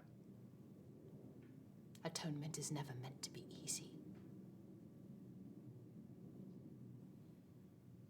It's meant to challenge you. What I did was challenging. I'm sure it was. So was cleaning up the mess. I think he would smile at that. Inside, he is panicking. He has been abandoned by everything he thought was true and gave him strength. But he is new to being free, and it is so much easier to be who he's been for this last while than it is to try and ask for forgiveness.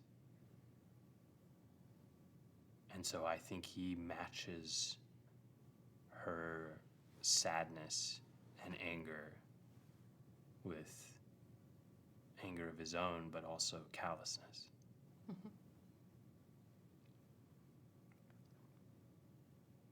I did what my God called me to do. But now it's time for you to do what you do.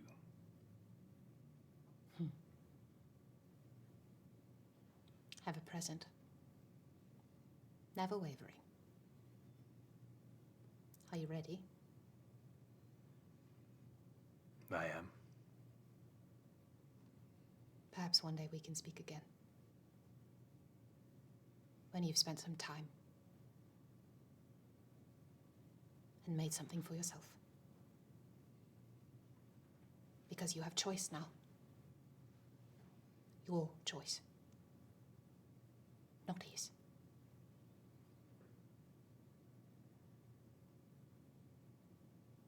And I think of that she would recognize the boy that she knew when she or the other sisters caught him doing something he shouldn't. Mm-hmm. She would see that sheepishness, even though people who didn't know him might not. So So I think from that,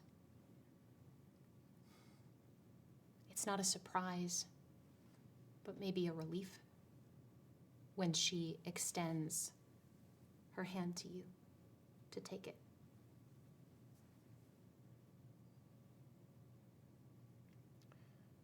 And I think he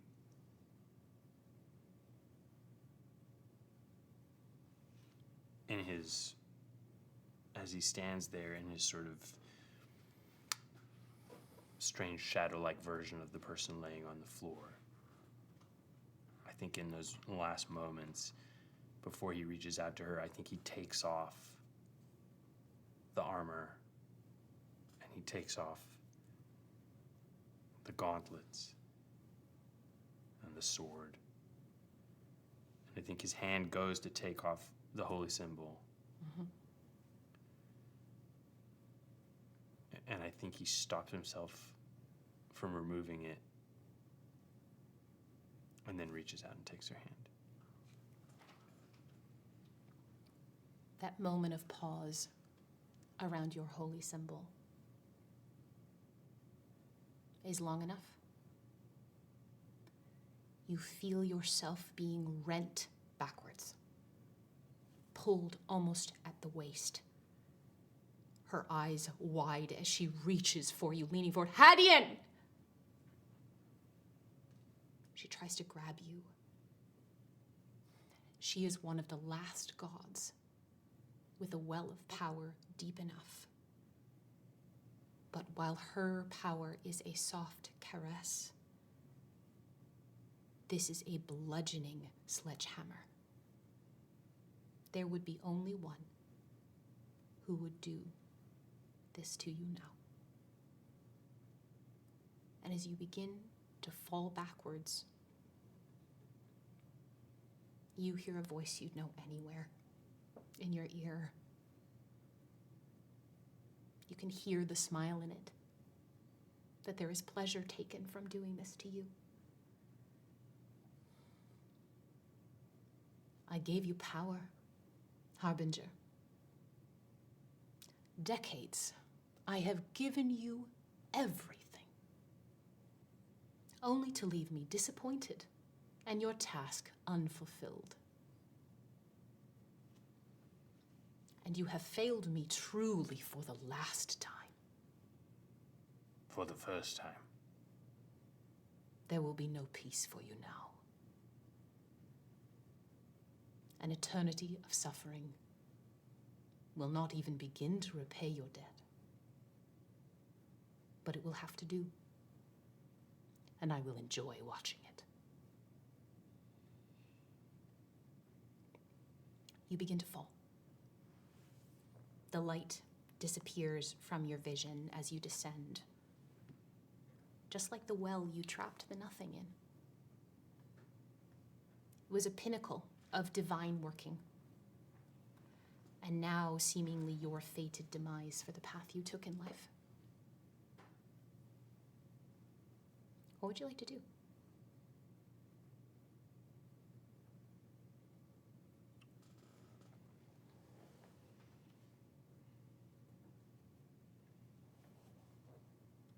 I think as he falls, I assume this is the moment where he starts to feel his memories leave him.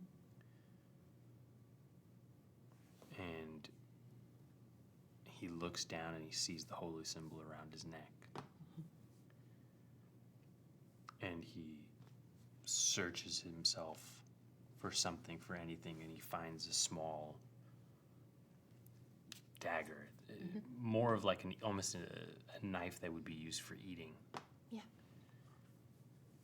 And as he's falling, he pulls the holy symbol out and he carves in the face of it. He carves atonement. And as he finishes that word, and he looks at it, doesn't remember what it referenced anymore. And I think he sort of sinks into an apathy of not knowing or understanding as he falls. Okay. The two of you see a being falling from the well light. Locke looks at the two of you once more. It's been some time since someone fell from there.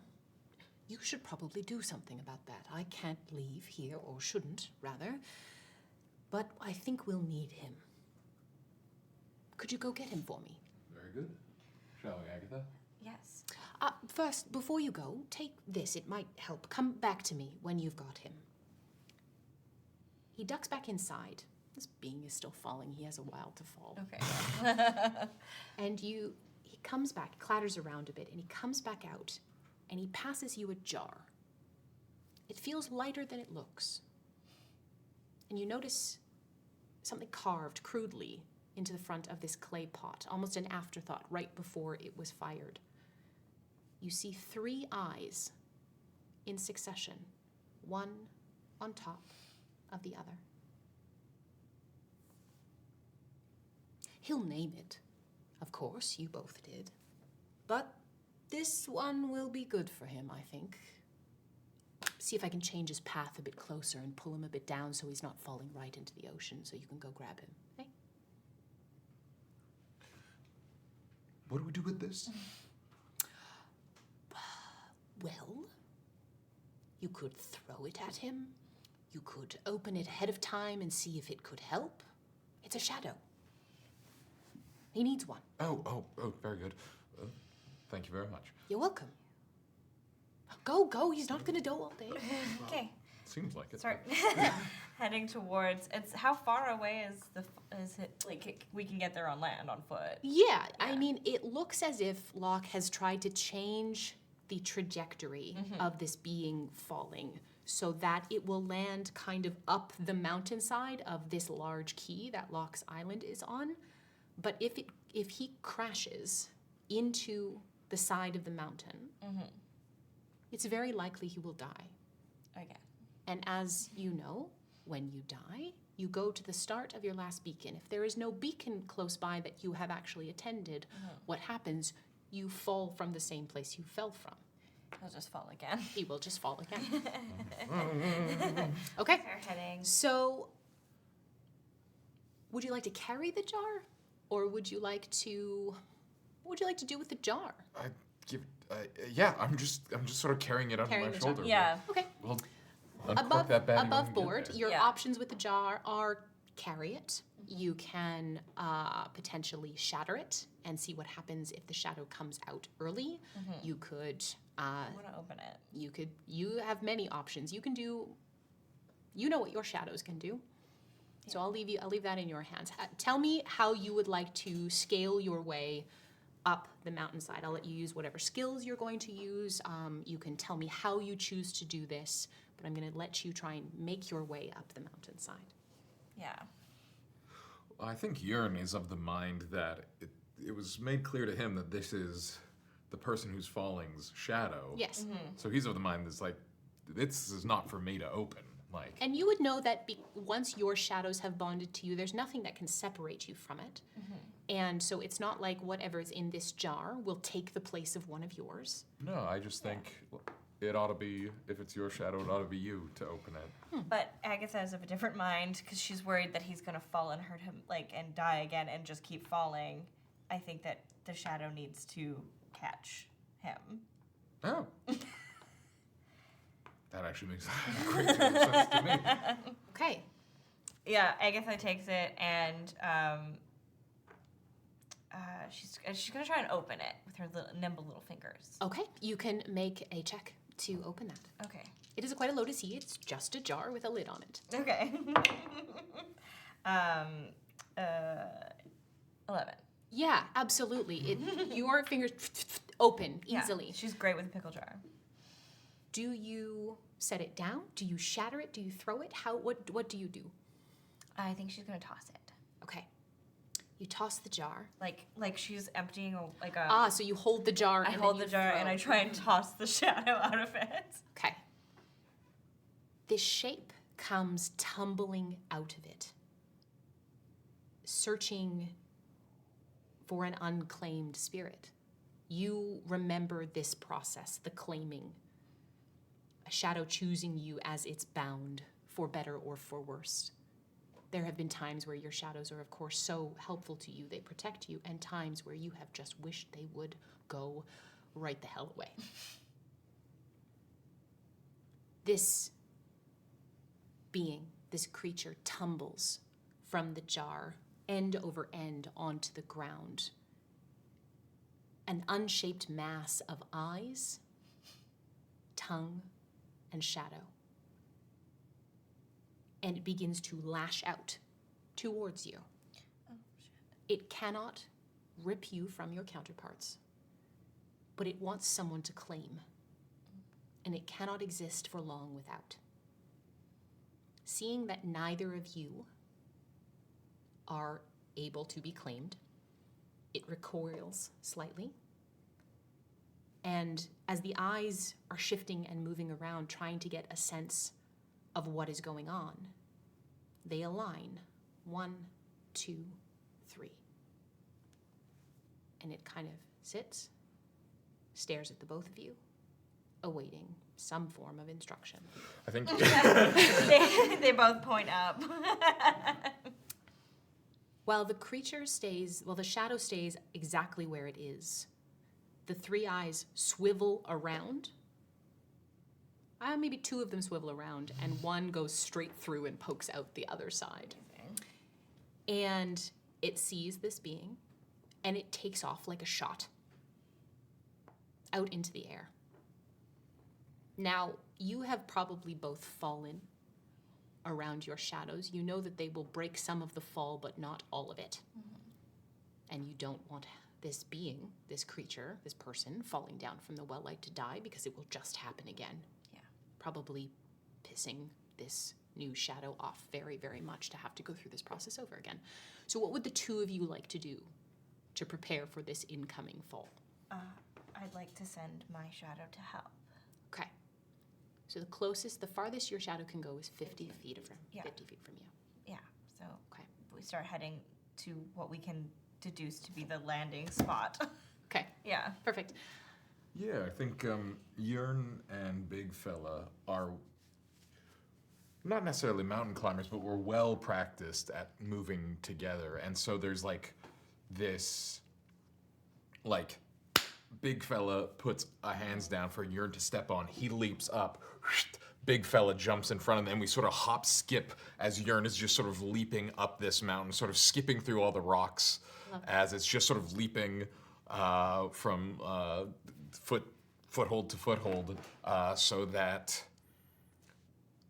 Yearn is going to intend to extend a Big Fella up those 50 feet to sort of catch and slow the falling figure as they come down. So we're really going to try to tear up there to get directly underneath this Wonderful. entity. Okay. So we're going to do this in some form of modified initiative, sort of. Hadeon, you can do something in the air as you fall, whether that's twist around to try and angle yourself or move yourself and propel yourself in some capacity. And the 3 of you, the 2 of you, and this new unnamed shadow, blob, can do something about it. At most, it will be 3 rounds. At the top of the 4th round, Hadeon will hit the ground. All right. You know that Locke is doing his utmost to alter the trajectory of the fall, so he's not going to be falling over the ocean. And he's not falling directly under the well light, which neither of you know how to get to. Mm-hmm. It is too far, and it never stays in the same place. So why don't we start, Hadeon, yourself first. What would you like to do in the air as you feel yourself beginning to fall? I think he's falling, and he's kind of spins around to look where he's falling to. Mm-hmm. And can he see them at this point? Yes. Making their way along the ground? Yes, you do. And he also sees this black blob yes. rocketing at him. You absolutely do. I think there's a moment of panic, of not knowing what this thing is. It's got too many eyes. It's got too many arms. And I think he sort of tries to, angle himself in a way to almost avoid it, but also in doing so slows down his fall. Like he's trying to sort of like rear back, and in doing so creates a bigger surface area, so essentially like stabilizes himself as he falls. Okay, I'll have you roll a skill check here. Do any of your skills apply to this situation, or can you justify any To falling? falling better? Falling with style. I'm gonna say the only argument I can make is that I essentially have like the ability to be super alert to know what's going on around me. Yeah. So I think he's looking for places to go that aren't, sheer rocks or. I will say, of the rounds that you are going to be falling, I will let you use this skill once, and you can decide which round you'd like to use it in. Might as well be now. Okay, so you can, that'll Plus be two, minus one one. for your karma. Oh, that's 2 1s. Okay. Plus 1, so 3. Okay. So, you I'm gonna be falling attempt. twice. You attempt to do this. With your attempt being to get out of the way of the shadow moving toward, or what you don't know, but this mass moving towards you, you line yourself directly up with it. Oh, that's actually a positive. Yeah. I will say it doesn't slow you down quite as much as you'd like, Yeah. but it lines Makes it you up. easier for my shadow to get to me. Well, we don't know it's your shadow yet. You don't know what this thing is I whipping don't, but toward I'm you. just saying it works Yes. out nicely. Okay, Yearn, Agatha, and you can let the shadow know what to do. It will take your instruction. It seems to be following your instruction at this point. So the two of you can tell me what you'd like to do. I'm just tearing up the mountain. Okay, I'll have you roll a check to do so.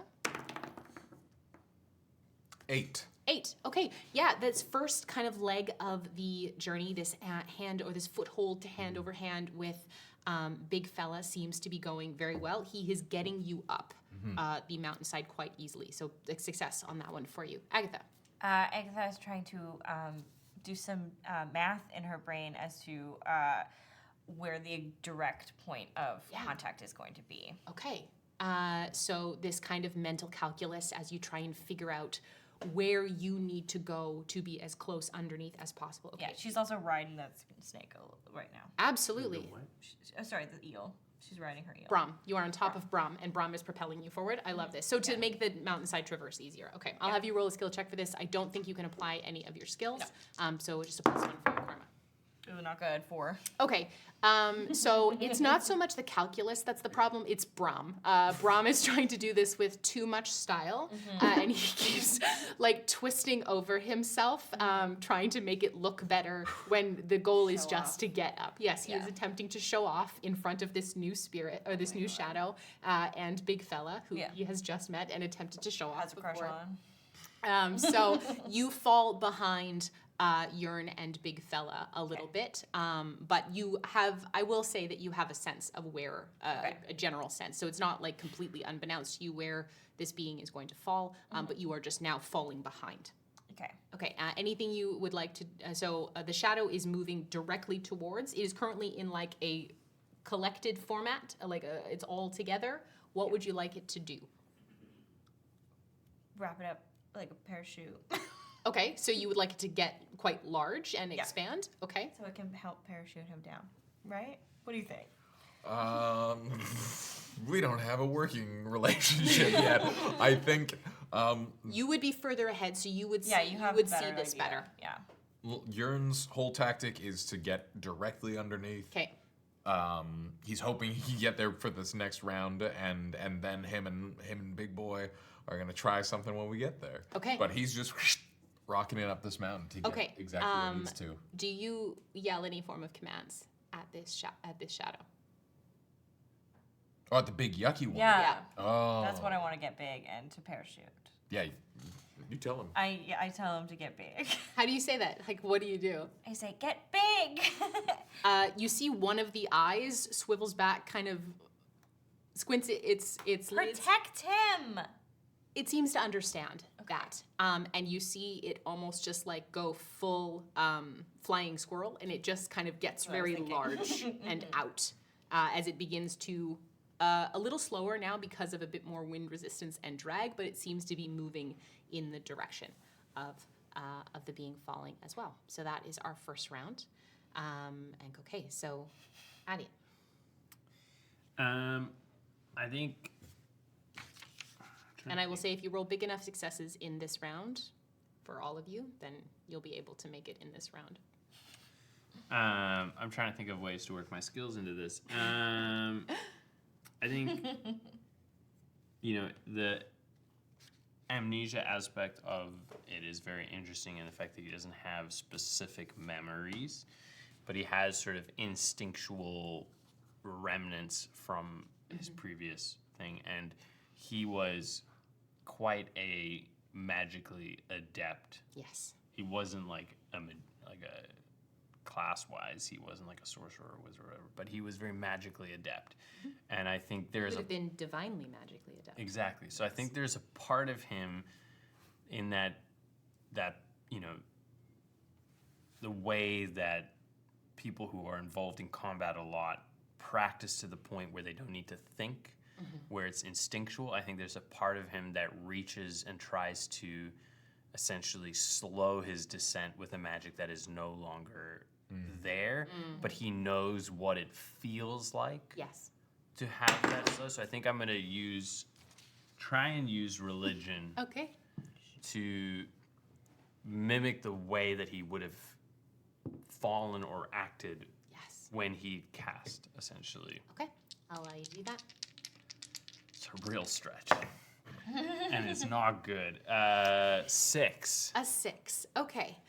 So I think that speaks more to the fact that the magic is not there. And in the act of doing the drawing from that well of magic guides the way towards the next step of the casting in that body memory, that sense memory. And you are trying to take the first step, but you're missing the back half of that first step. So I think you keep plummeting. Your body moves. You are I would say you're in the right position to fall, but you have not done anything to aid yourself anymore. The two of you.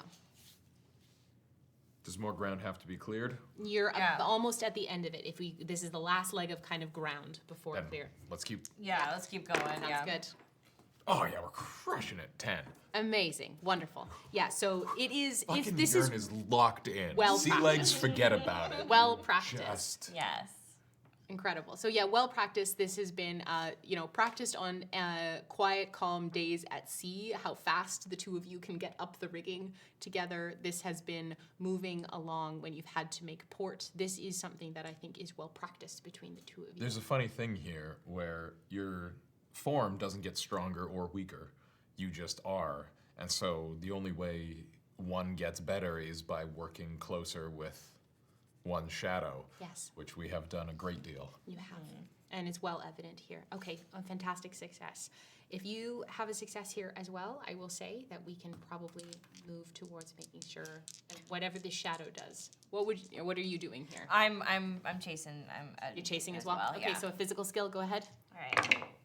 Oh hell yeah! That's 10. Amazing. So Brahm gets his act together. Yeah. And I think because of his form slithering on the ground, he is able to move over things that are jagged, and he is able to propel you both up to the edge of an outcropping. You are on the edge as you see that this will be the direct point of contact that this being will hit the ground.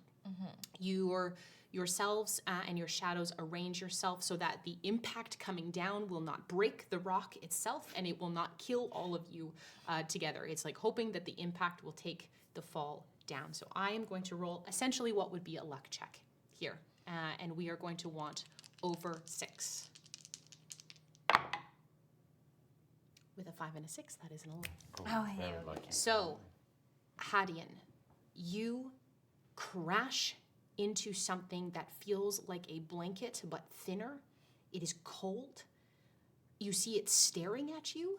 It seems to recognize that you are a being, and you feel it reach out to you and try to connect with you. You feel a sense of desperation, but like you, I think it mirrors in you that pride that you have always carried in yourself. What would you like to do? You have hit into it at this point, but it is whether you choose to accept this or not. That first choice.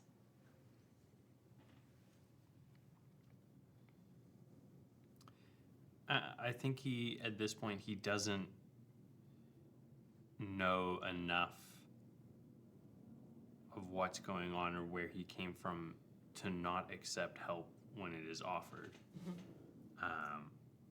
And so I think he opens himself to whatever this is. Okay.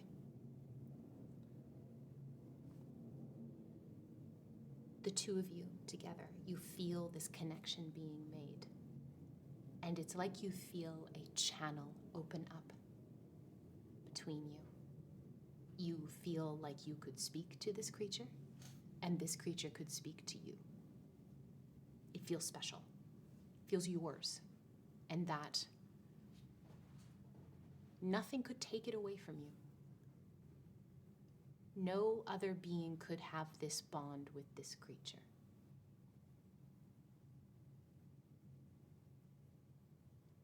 And this realization comes to you as you collide into two others and two other entities like the one you have just formed your connection with, as you, three of you, tumble backwards to the ground, safe on the top of this crag. You okay?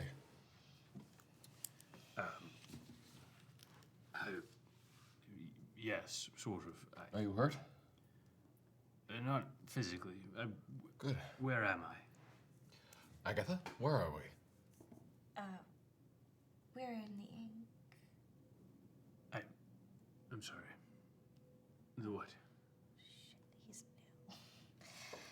Can I roll a religion check? Absolutely. At disadvantage.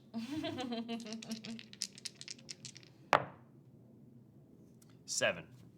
You have no idea what they're talking about. The ink. Did you die? Yes. I'm sorry.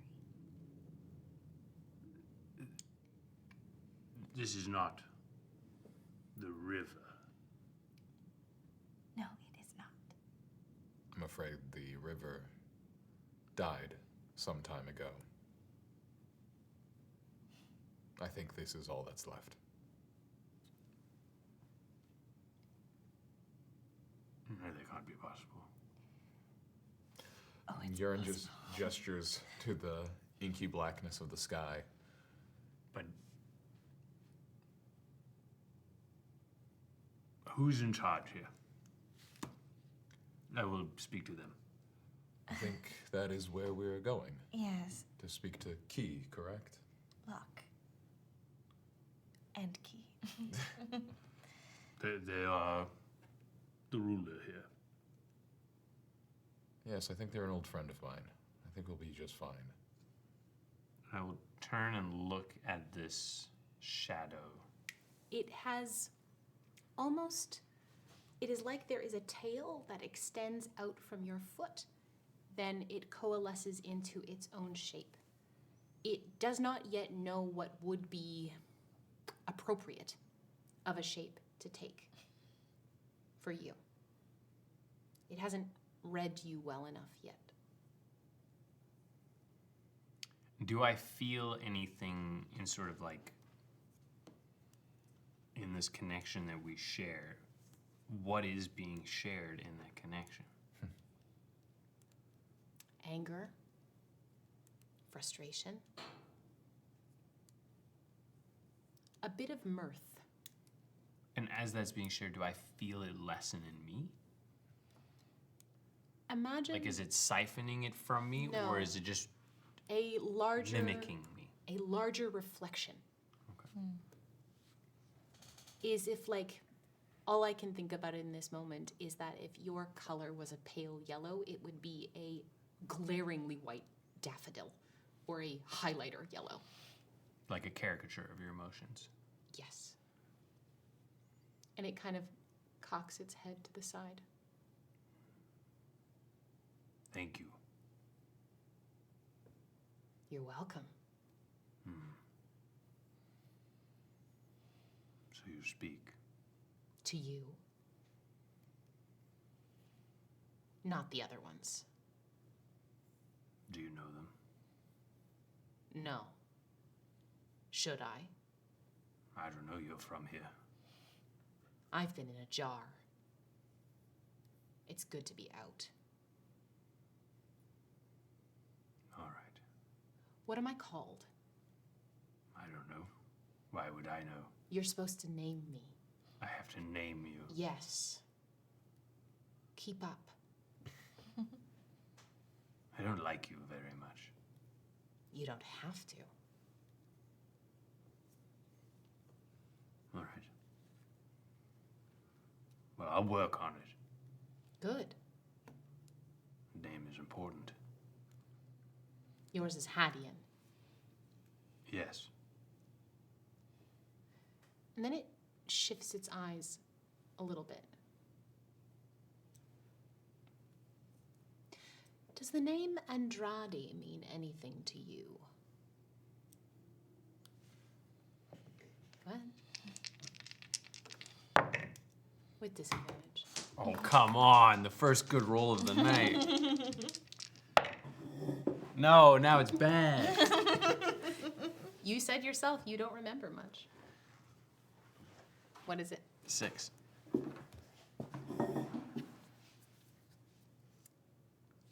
When this creature says the name Andrade, you feel that rage alight in you again. And you see the eyes stacked 1, 2, 3 on top of each other on this creature that is now connected to you. If this creature could smile with just its eyes, it is.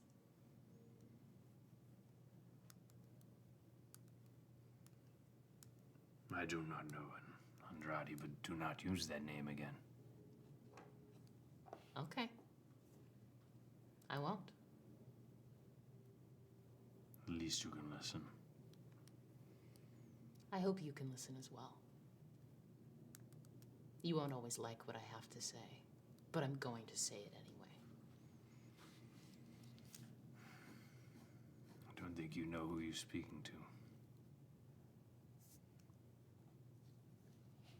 I have forgotten more than you will ever care to remember.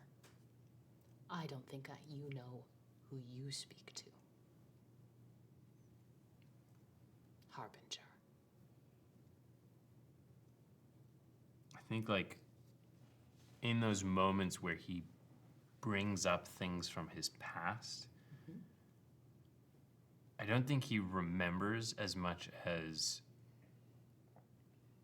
he doesn't remember like the physical memories of it, but I think he remembers the emotions that go with it. And I think they lance through him in terms of like anger and pride, but I think there's like an undercurrent of shame and disgust as well. All right, well, we should go meet this lock and key. You don't know Vera, do you? Vera. Vera? I don't know anybody here. But from up there? From before? Yes. I don't remember anything from before. Ah. Did you remember things from before when you arrived? I remember everything. Almost everything. No, Vera, sorry. And you remembered everything too? No. But I know that I'm looking for her. That's all. Well,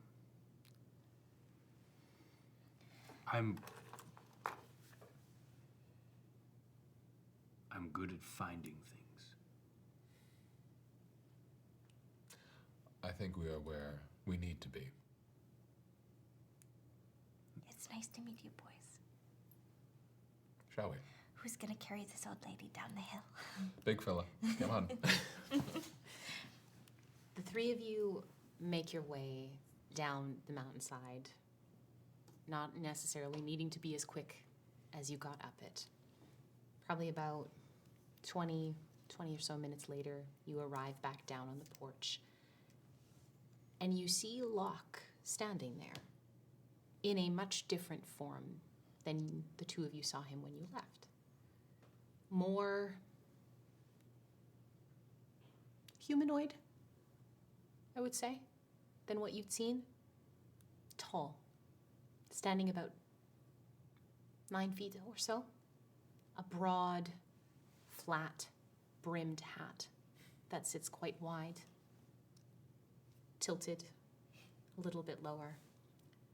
A long, high-collared jacket buttoned up. He smiles, or some approximation thereof with how gaunt his face is, and he looks to survey the group. Welcome. I'm glad you've arrived. You must be Locke. I am. You are in charge here. Of this part of the ink, yes. Are you the one who protects this land? This part, yes. Do I know Locke? Is this you, Sean, asking? Yeah. Because the person who protects this was protected lands, and it was a friend. I'm gonna have you roll another cosmic insight check. Okey-doke. Pretty good, 10. 10.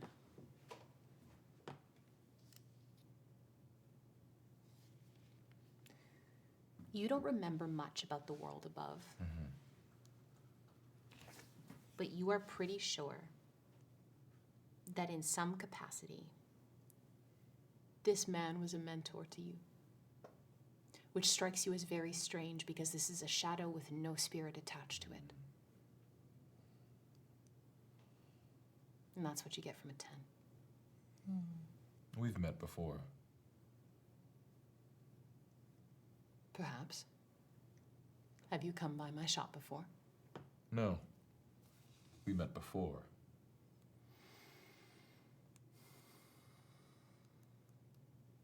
That was a very long time ago for me. Tell me everything. Well, I was killed. I fell. And inadvertently, through my falling, so became the ink. You were the first. I think so. Where's your... But not the creator? No, Where's your person? I don't have one. How did we know each other? I think you were a teacher of mine. I'm gonna have Locke roll a very high DC check. I will say they are doing this with a skill. And I think his karma is good. With a 1 and a 2 on the die.